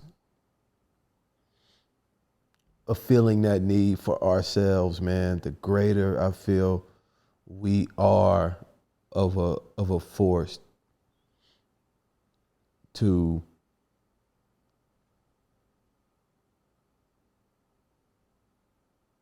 show up in a more competent way, I guess, for lack of a better word, like to our community of folks, man, to like our circle. I know a lot of brothers hurting, Yeah. going through stuff, Yeah. and don't have the language, don't have the emotional intelligence, man, to say what you just said without including a whole bunch of other people. Yeah. You know, and those people, the things that they've done, they're real. They're fucked up. They're what they are. But that little boy still needs something in all of us. And we don't get to tell him, oh, but so-and-so. Yeah. They didn't ask to be here. The one in us. Right. They didn't ask for the journey. They just experienced it. And a lot of us are trying, as men, you know, you get that man who struggles with that into a relationship, and you can see why he may overly expect things from his partner that he didn't get from his mother. Or he may feel it's okay to behave a certain way because of what he saw with his father. It all plays out. Oftentimes, you know, there's a perception that adults are adults in the clinic until you see the wounded child within that adult. And you see, you know, that wounded child driving a lot of the behavior of the adult. But I hope that, and I believe that, men are finding their voice. They're finding it in a lot of ways. You know, sometimes it takes on entrepreneurship. Sometimes it takes on, you know, these brothers are heavily into crypto. I mean, they're trying to find a way out of what they've been given as reality that no, they don't accept. I mean, they're finding allyship with Republicans. They're voicing what they need in relationships in an unprecedented way. So something is happening where brothers are saying, I'm beginning to find my humanity. And in finding their humanity, we want to see them enter a professional relationship to begin to find and begin to heal that inner child. I hope that part of my journey is to be authentic, to show brothers that we can have it all together, man, and still not have it together, but it doesn't mean that we can't get it together and be hopeful about rescuing and healing ourselves, our inner child, so we can show up and be the best fathers we can be for any of our kids, and ultimately with ourselves and our partners. And you can still be useful and not have it all together, bro. Absolutely. I think that's what fails a lot of brothers, is that there's this voice that tells us we have to have it together, we have to be perfect. But it is tough in this society because a black man can make one mistake in this society and be canceled. people are quick to dismiss our humanity. And so this is work that has to be done, to be honest with you, in the shadows. It has to be done behind the scenes. You have to take care of yourself to do your work, because people are looking to stop you from doing this work. Yeah. They have a purpose for you, you know, to serve as a consumer or a prisoner where you're making $10, 10 cents an hour. And you have to understand that that's a principality that's already, that deck is set. You just got to avoid it. And so part of that avoidance is to get some space and some place where you can be quiet. Let your mind reset so you can get in touch with this and do it to the extent that you can do it on a day-to-day, so that then you can go bridge to a therapist or a healer or a life coach. You don't have to be therapy. It just has to be something that is pro your humanity. Yeah. And find one or two brothers, you know, or a group of people. Yoga for men, exercise, diet, reading, you know, all these, this game is inside, man. We've just been taught that if we don't have the stuff outside, then the stuff inside is not worth much. And the societal incentives are on the outside. That's where the game is. And that's where our women are. That's where everybody is at. And we're like, you know, you get a car to get a woman. you buy a watch. Everything you do is to find a partner. And she inadvertently becomes socialized to think those are the things that your value is based on. When so many of us don't have either access or these things that tell us that is our worth. So we spend our lives outside of ourselves trying to avoid the inner self where the most power is. And all of the work, the only benefit we get from doing the work is the fact that we did the work. We're not gonna get a ticker parade, bro. We're not gonna get a bonus on our check. We're not gonna get a pat on the back. Nobody, you will understand what it means for me to forgive my mother. Yeah. I don't benefit in any other way other than the fact that I forgave her. So a lot of it, you benefit socially, I mean. No, right. Socially, well, inadvertently, you benefit by no longer suffering. Yes. And that no longer suffering frees up energy for whatever your divine purpose is, like what are you here for? This podcast is a divine purpose. It's a calling. It's a piece of what you've evolved to do.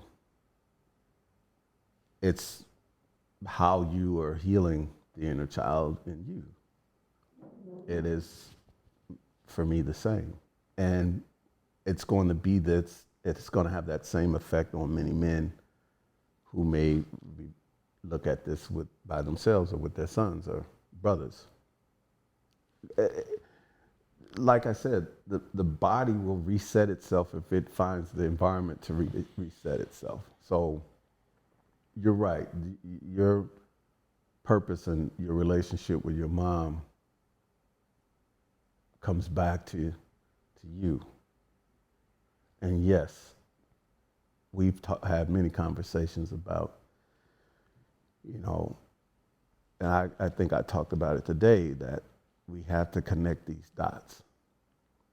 And so the hardest thing I've seen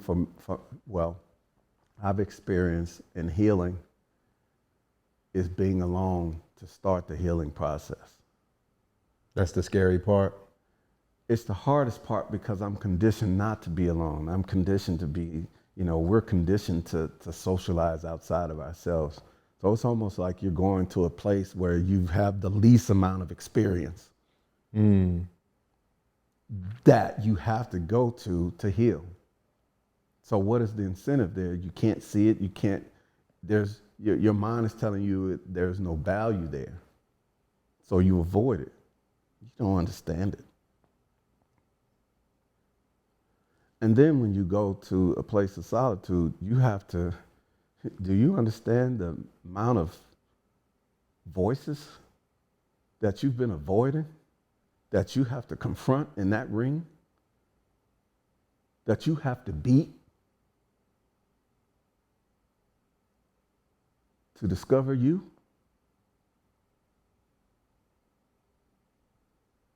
I think it was Denzel Washington that said, King Kong ain't got shit on me. Imagine one of them voices saying that. You want to save yourself? You got to go through me. And that's where I feel you at right now. Yeah. Yeah, but I'm a giant slayer. I got my ass kicked for the first 6, 7 rounds. I'm ready to fight 8 rounds of 8, 9, 10, 11, and 12. And I'm going to be victorious. You know what? I have nothing to lose and everything to gain. I don't value anything but victory. So my life is centered around that. We talked about early on with the apartment being a reflection of what you are. My inner being is prepared for victory. So it's going to convert the outside to victory. And I'm willing, don't want to, but I'm going to die on that hill. My remaining time here is to just rescue me and manifest everything that I'm meant to be here on this earth. I don't have the ego. I've lost it. I've lost my family. I've lost things that I value. And when you've heard this saying, a man is the most dangerous when what? He has nothing to lose. That's the state we have to be in to heal. Lose it all. It sounds singular. Not as a bad thing, but though. It's not. You are, a boxer has coaches in his corner. I got you. I got my closest friends. No, I mean the focus. Oh, the focus has to be, because the focus becomes singular, because remember, you're distracted by these things, these outside things. What the body does, remember when we said it has a wound? Them T cells are down in your toes and your ears, and a message comes from your hand to say a cut has occurred, and they come rushing. Do those T cells and healing cells have a singular focus? Absolutely. They have to. They're pre-programmed that when harm is to the rest of this body, there has to be a unison response. And unison, a focus, a unity, a purpose. And brother, you can't go to the store and purchase this. This is the state we come here on this earth, and then we lose it due to the circumstances that we have on this earth. And all it is just kind of finding yourself again. Prodigal son had an inheritance. Brother decided to leave the house, go spend it all. I don't know, the hip hop version of it, you'd be spending it on bitches and hoes. I don't know what he did. And get fucking Lamborghinis. In Miami, and Freaknik, whatever it is. he getting it, but he done lost it all to the point to where he was with some pigs, living. And in that state, he found himself and came home, and his father threw a big party because his son found himself and he can finally take his rightful place in his home. Now his brothers got mad because the dad's like, pull out all the stops. My son's home. And his dad said to him, welcome back, son. Welcome home.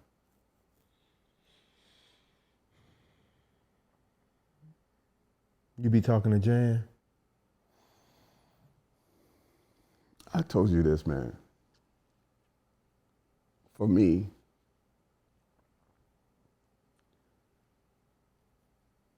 well, I said to you that we learn visually, auditory, and kinesthetically. Manipulation. But the fourth thing for me is just the feeling of her energy. The way we talk is through my following through with my healing and showing her and feeling that she's proud that in my worst state, a year and a half ago, I'm 300 pounds, hospitalized with high blood pressure, and I have to call my mama and say, Mama, say I'm in a bad relationship, marriage, and I'm praying to my mother, save me. And the answer and response for me was to show her I want to be saved. So I show her by changing the diet,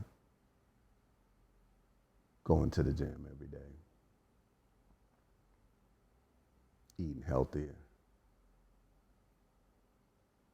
preparing the meals she taught me to prepare, but in a dietary beneficial way. Minus the hog maws. Yeah. And so I communicate with her by showing her I can do it. Because it was she who believed that I can learn, even when I was diagnosed as having a learning challenge. She would force me to go in the corner, say them timetables. You ain't coming out that corner till you feel. I'm mad at her because I didn't believe in myself. And one of the ways I'm going to pay her back is to let her know that I'm taking care of myself. That I'm going to continue to be a father to my 2 plus my 1. And that I'm going to never forget that I'm her son. And then I know she's looking out for me. No, Pops is looking out for me. And I want to love. I want to love this world in a way that maybe I feel like I didn't get love. But part of that is helping men to heal, helping boys to heal. Yeah. And giving my life and showing up for them in ways with the rest of my time that I have to do that. Now, we haven't talked so much about relationships because that's a hot topic. Being brothers and sisters, we got some healing to do there. I've never seen this before where we're at. And probably won't get better before, or it's going to get worse before it gets better. But our kids are seeing everything we do. And we have lost the fact that our lives as adults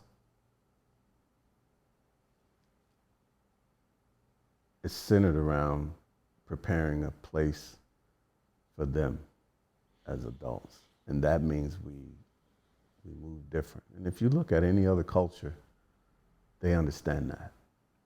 But again, any other culture hasn't been dealt the sleight of hand, the 3-card Molly, the trickery that we've been dealt. So we got some unusual circumstances. And one day you have to ask yourself a simple question. Why is it that somebody believes that we're the greatest threat if we find ourselves? Such that they got to continuously make sure that we don't. It's clear to me, because they know the power. So if that can be said, then don't you want to know? Don't you want to withdraw a bit and let your mind reset, your spirit reset? Do you have to have some 22s? Do you have to have the latest do you have to be so caught up in the culture that you're alien to who you really are? Because somebody knows who you really are. And if you do find who you really are, then the world has to change as we know it. Yeah, has to. Think about it, bro. At the end of the day,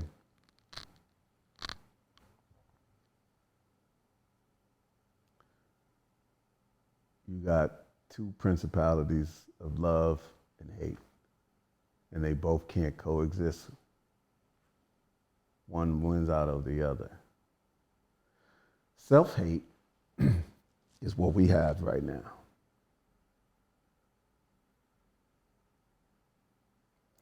Love is what we had. No, love is an arbitrary word, but what I'm saying is self-love. Understood. Self-love will take you out of the capitalism game, let you reset, and let you re-enter that game as a boss. But not a boss just for you, a boss to provide support for your people and all humanity. And I think a part of what you're saying, dude, is a part of it is expanding this notion of masculinity and manhood and the functions around what that means. If you took your titles, bro, seriously, father, husband, but you mentioned something earlier that love is an action verb. Husbands and fathers believe that the action of love shows up in those relationships in specific ways. Yeah. And we can be so focused on the function of the action that we forget that there is a need for self in that process. And the crazy part, by adding, if we add sacrifice into that, because that also fuels it. Mm-hmm. Yeah. Because the more I sacrifice, the better I can be presented to my community as a father and a husband. Right. Because sacrifice is into that. Yeah. But you did that for so long that I almost lost myself, and to be honest with you, died on the job. Because that's what could have, those emergencies, from what I'm told, I'm thinking I'm an athlete and my head's just hurting because it's allergies, and my blood pressure 198 in the emergency room. And they send me home Tylenol and Advil every 4 hours. And it still doesn't stop happening for another 2 days. And I go back, it's 203. And the nurse is like, and I'm like, what's happening? What does that mean? Ignorant to the fact that I'm on my way out of here due to sacrifice. Because remember, the $8 at the end of the week was the sacrifice. You become an adult and you're doing the same thing because that's just what you saw and put you on the trajectory to sacrifice. I'm 300 pounds at that time. And I don't shop, so I got dad clothes. I'm Pele in 2021. I haven't bought a pair of shoes in 8 years until they have holes in it. But I'm a doctor, right? I'm all this, but I don't value it other than to just do the work like some doctor that might be in a third world country just grinding. But I also know that in that way, you do have to be loved while you're on your mission. Someone is supposed to see you and help. You know, if it's a partner, they're supposed to know that this man is on this mission, sacrificing for all these people and us. Let me make his day a little better. Let me find a way to help ease his mind so that we can hold at bay disease. If he's not eating right, let me help him get a salad. You know, because I'm on a mission to take care, to provide, you know. When you like provision, protection, parent, none of that is self-care. That's what a man does. But that's where I was raised. That's what I did. But so how do we expand that, bro? Unfortunately, I'm expanding it through crisis. So you got to, you know, oftentimes when brothers really change, you know, the Mikeys, the Reggies, the Malcolm X's, it takes prison, it takes something to stop you right in your tracks, blood pressure, emergency room, where you can't move to continue what you've been doing. And this is what I love about the Creator is you can be so far off track and he bring you back with a crisis that you think is one thing, but it's the beginning of your health and your restoration. And you're like, no, but this is a crisis. He's like, if we don't do this, we can't get you to do what I sent you here. Well, what is that? Like you want it all laid it out. You know, you see that commercial where the kid gets the ice cream, he got sprinkles on it, and he's like, and? Like, and? You want more? So that's it. The enlightenment of where you are and where you need to be, bro, is extraordinary. And that's why you have to be brought out of the state of, the crisis renders you so that you can't depend on the falsities that kept you in the position of not being able to take care of yourself. And so you wake up and you don't know. It's like a baby being born again. What happens if the baby gets exposed? Yeah. They can't see, and the light is, you know, the bright light, until you start to make an adjustment. And then you start to see things. And you now have this, you're in touch with this consciousness that says, bro, every morning before I get up, there's a consciousness in me saying, get up, get your stuff on, and hit the gym. There's a part of me like, man, this is a tough day. And I'm like, get up and go to the gym.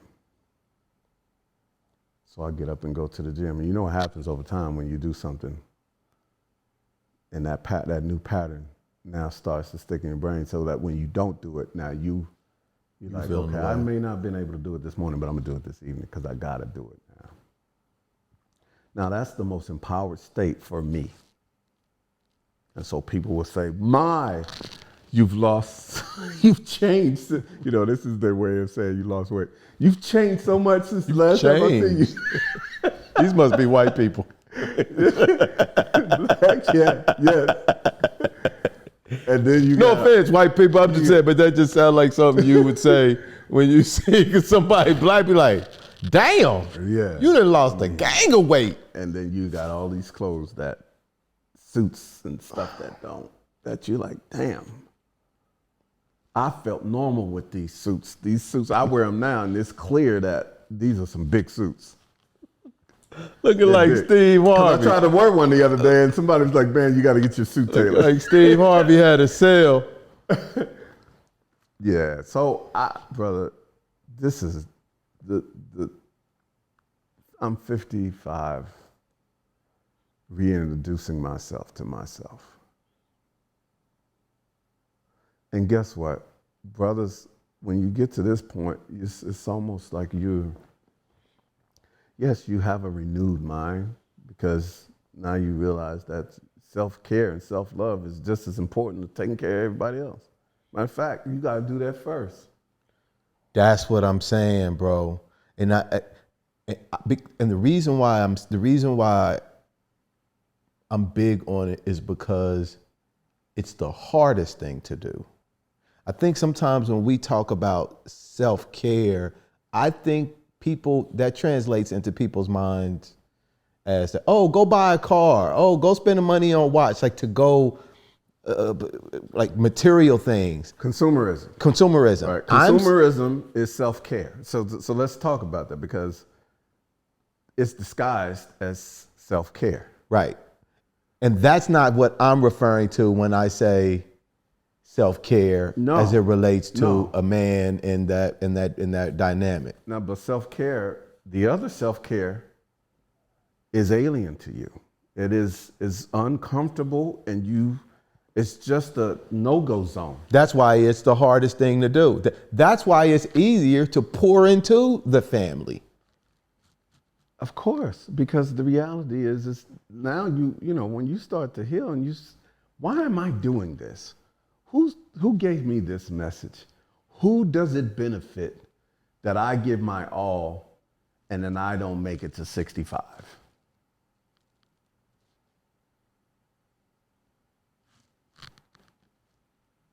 And you start to say to yourself, wait a minute. Black men die at 64, 65, bro. That's for me in 10 years. If I'm lucky. I thought I was in the second half of my life. Statistically, I'm in the fourth quarter.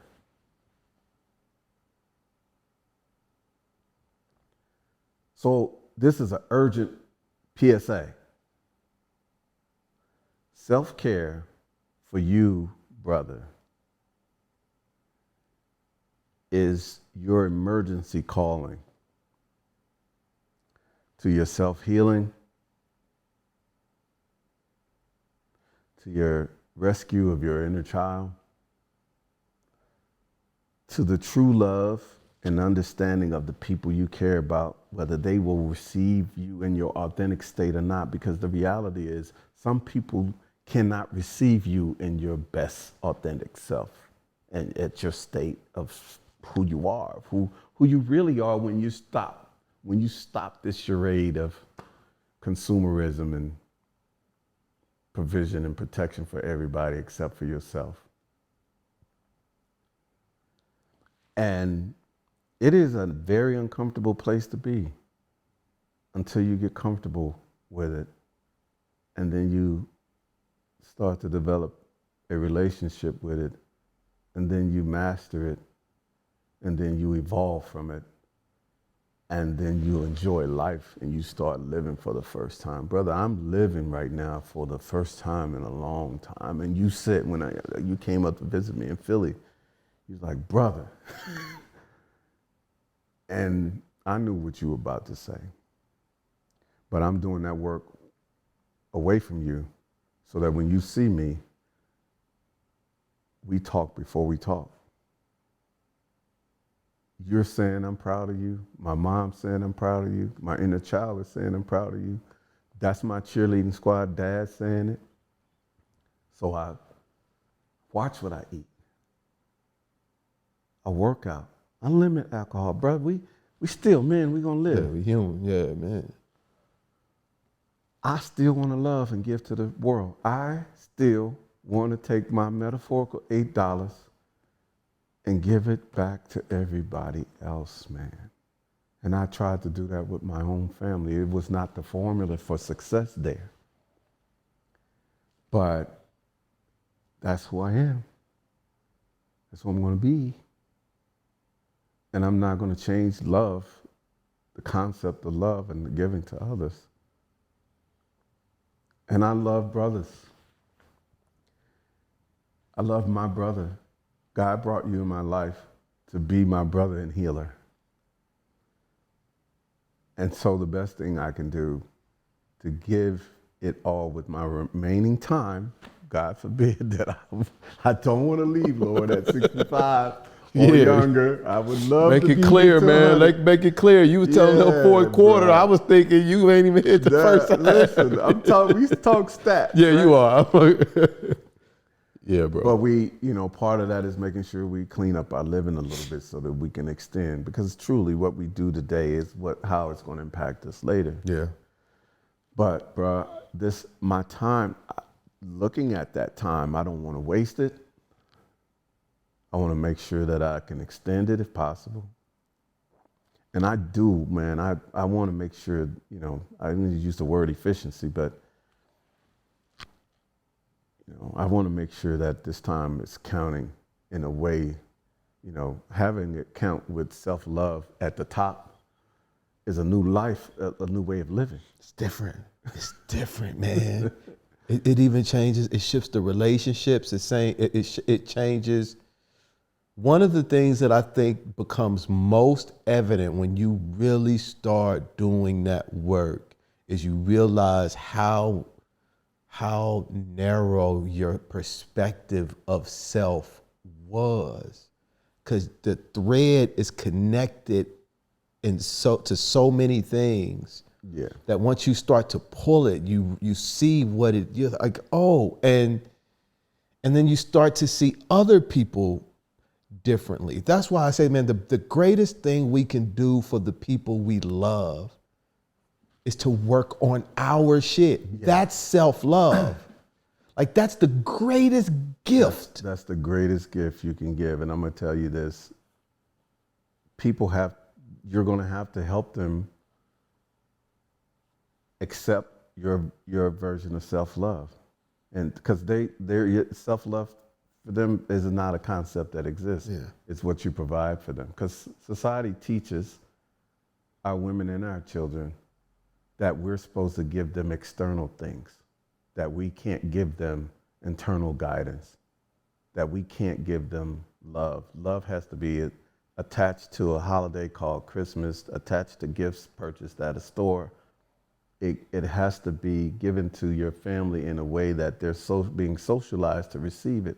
And so therefore, if you are demonstrating self-love and care to your family, and your family is not in line with that version of self-love and care, you're selfish as hell. You're selfish. And they will be incentivized to leave you.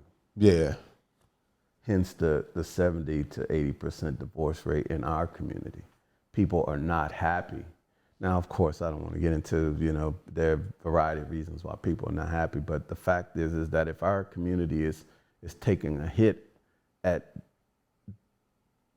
think of a business that loses 70 to 80% of its inventory and its viability. That business cannot be a business. Yeah, and marketing for expansion is going to be like marriage marketing, bro, is non-existent. Well, now you have Brother saying, passport, bro, and red pill this, and we have versions of men going, in some cases, to the extreme. Like, there's nothing that I've experienced in life that would ever make me dislike the greatest gift God gave me. Whether you believe in this conceptual story of Adam and Eve or not, I know that this woman that I have, that was given to me, is the greatest gift that I have on this earth. Now, as with the food that we eat, there are genetically modified versions of what we eat so that it looks like a tomato, but it doesn't have all the nutrients of a tomato that is organic. And so we have a part of why we may have this high divorce rate is probably related to just, part of that, along with men, because if the flip side of that is women are saying that they're struggling finding authentic men. Yeah. But trust me, authentic men are a problem everywhere they go because society has not been socialized to be around authentic black men. Yeah. It's socialized to destroy authentic black men. Now listen, I'm not a conspiracy theorist. I just know that, you know, if you take out a Malcolm X, a Martin King, Dr. Martin King, or you take out, you know, any variety of black men. I mean, this brother that we just saw on Ant-Man, what's his name? Majors or something, Jonathan? Yeah. I mean, you know, he have an incident with his lady, and the next thing you know, he gets canceled before his career just really starting. And it's hard for us to recover as black men, you know. So, you know, we have a whole host of things. And so our prescription for healing has to be different.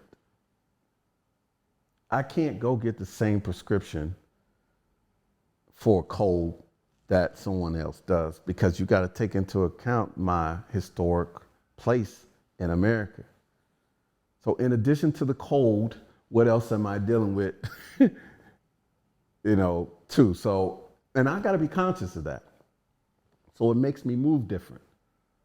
If I feel like you know, as a brother, I have to have a curfew for my whole agenda and where I'm going, then I'm not going to be out late at night. Yeah. If I feel like I'm, you know, I got to feed my body and my spirit different, then I got to, remember we said love is an action verb. I got to show love to me. Don't get in no relationship.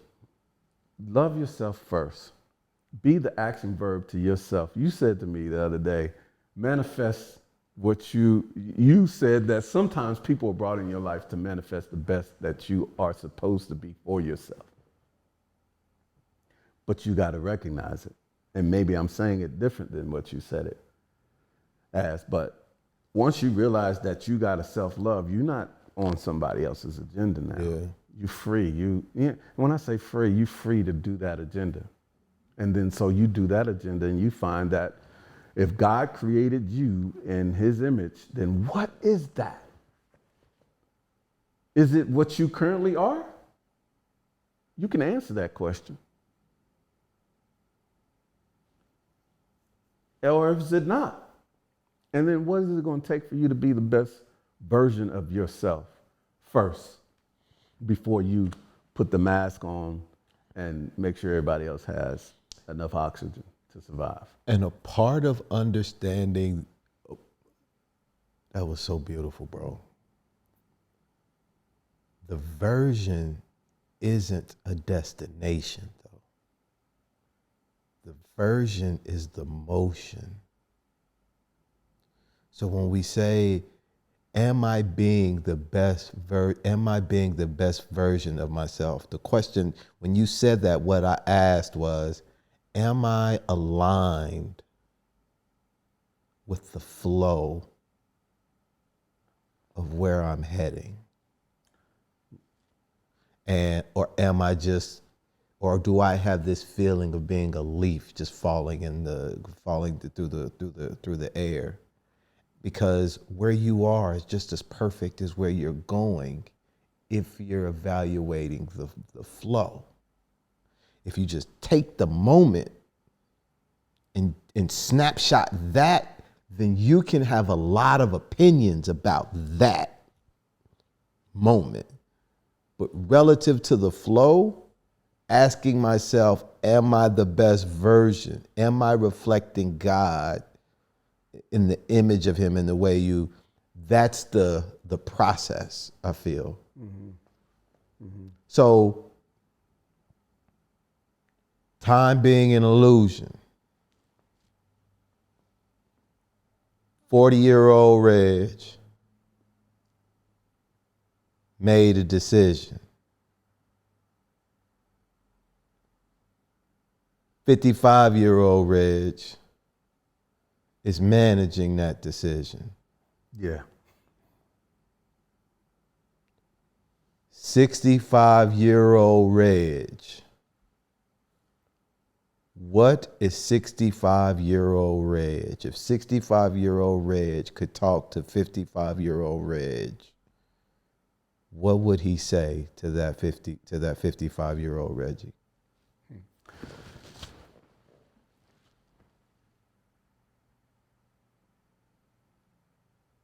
He would just say,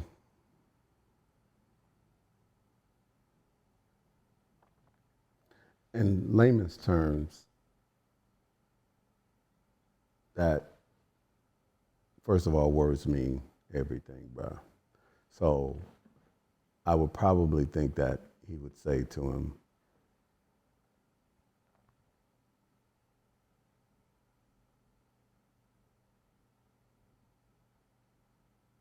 this is your time.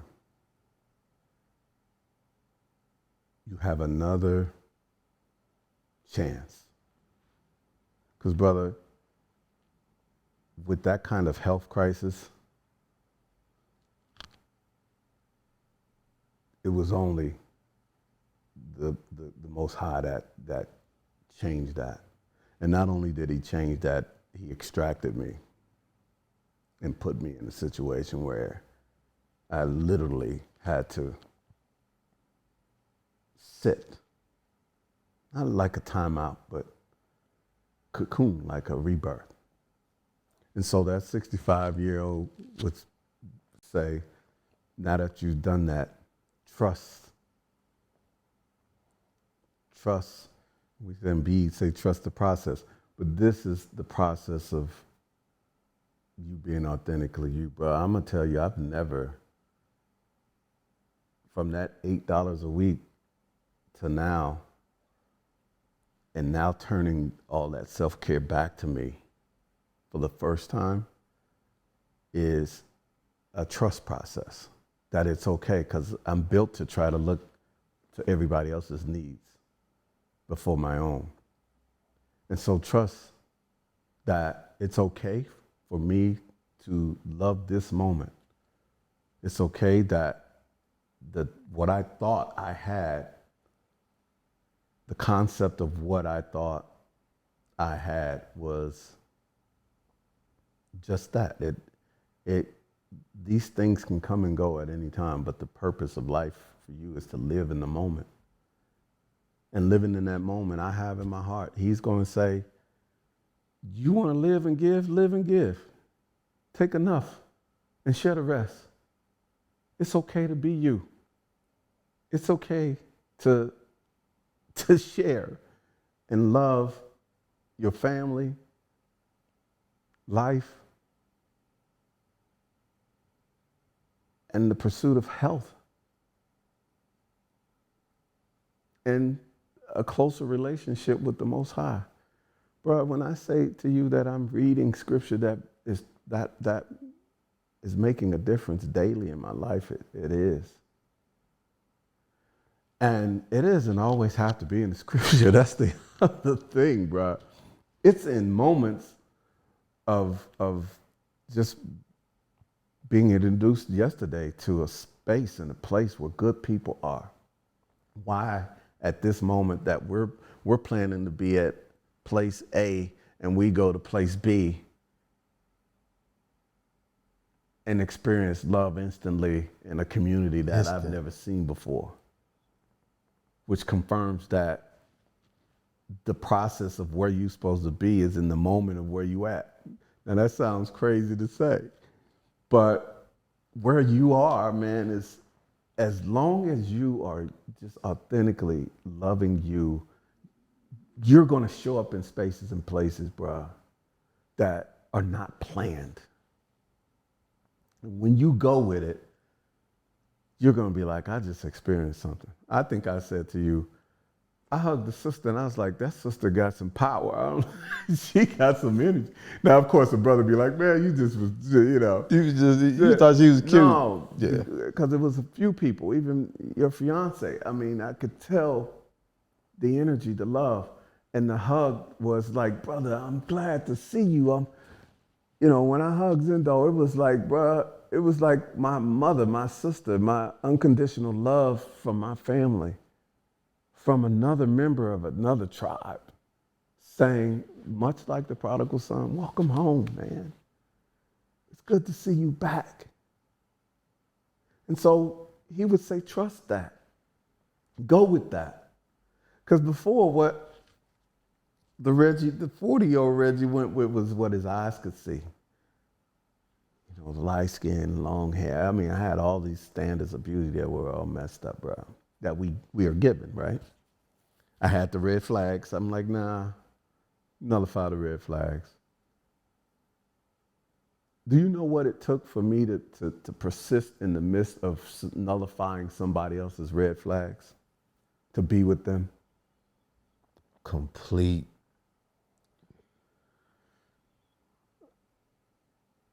A complete and utter disabling disconnection of my source being. And in my scripture, it says, in that state, he will turn you over to yourself. Your desires have outweighed my desires. So you have want at this? it. Here you go. If I had trusted the 40-year-old that what I was given as a child and taught as a young man, that I was given the ability to understand that there were red flags on the scene. So when you have red flags and warning signs, you either travel with precaution or you avoid the area altogether. And so we have these devices in our cars now that will tell us, in order to avoid traffic or to cut 14 minutes off of travel time, we have a new route for you. My 40-year-old self was like, nah, I can handle it. I'll still persist.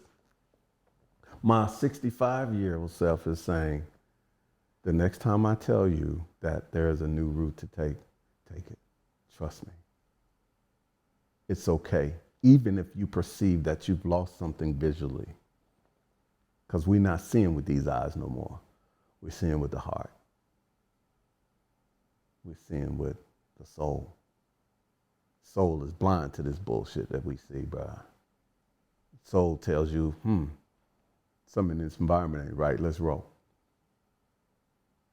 So 65-year-old self, trust. Trust your intuition, trust your soul. Keep doing this work, keep doing the healing work. And guess what? It's not for you, it's for others. Your mission here is the same mission I had you on when you had them $8 by Thursday, bruh. It ain't changed. This is your destiny. Now you do that, I'll take care of the rest. If you want the shiniest, prettiest, most juiciest apple on that tree, stay on the road where I got you. You'll get that. Trust me. And if you don't have it, then you're not supposed to have it. So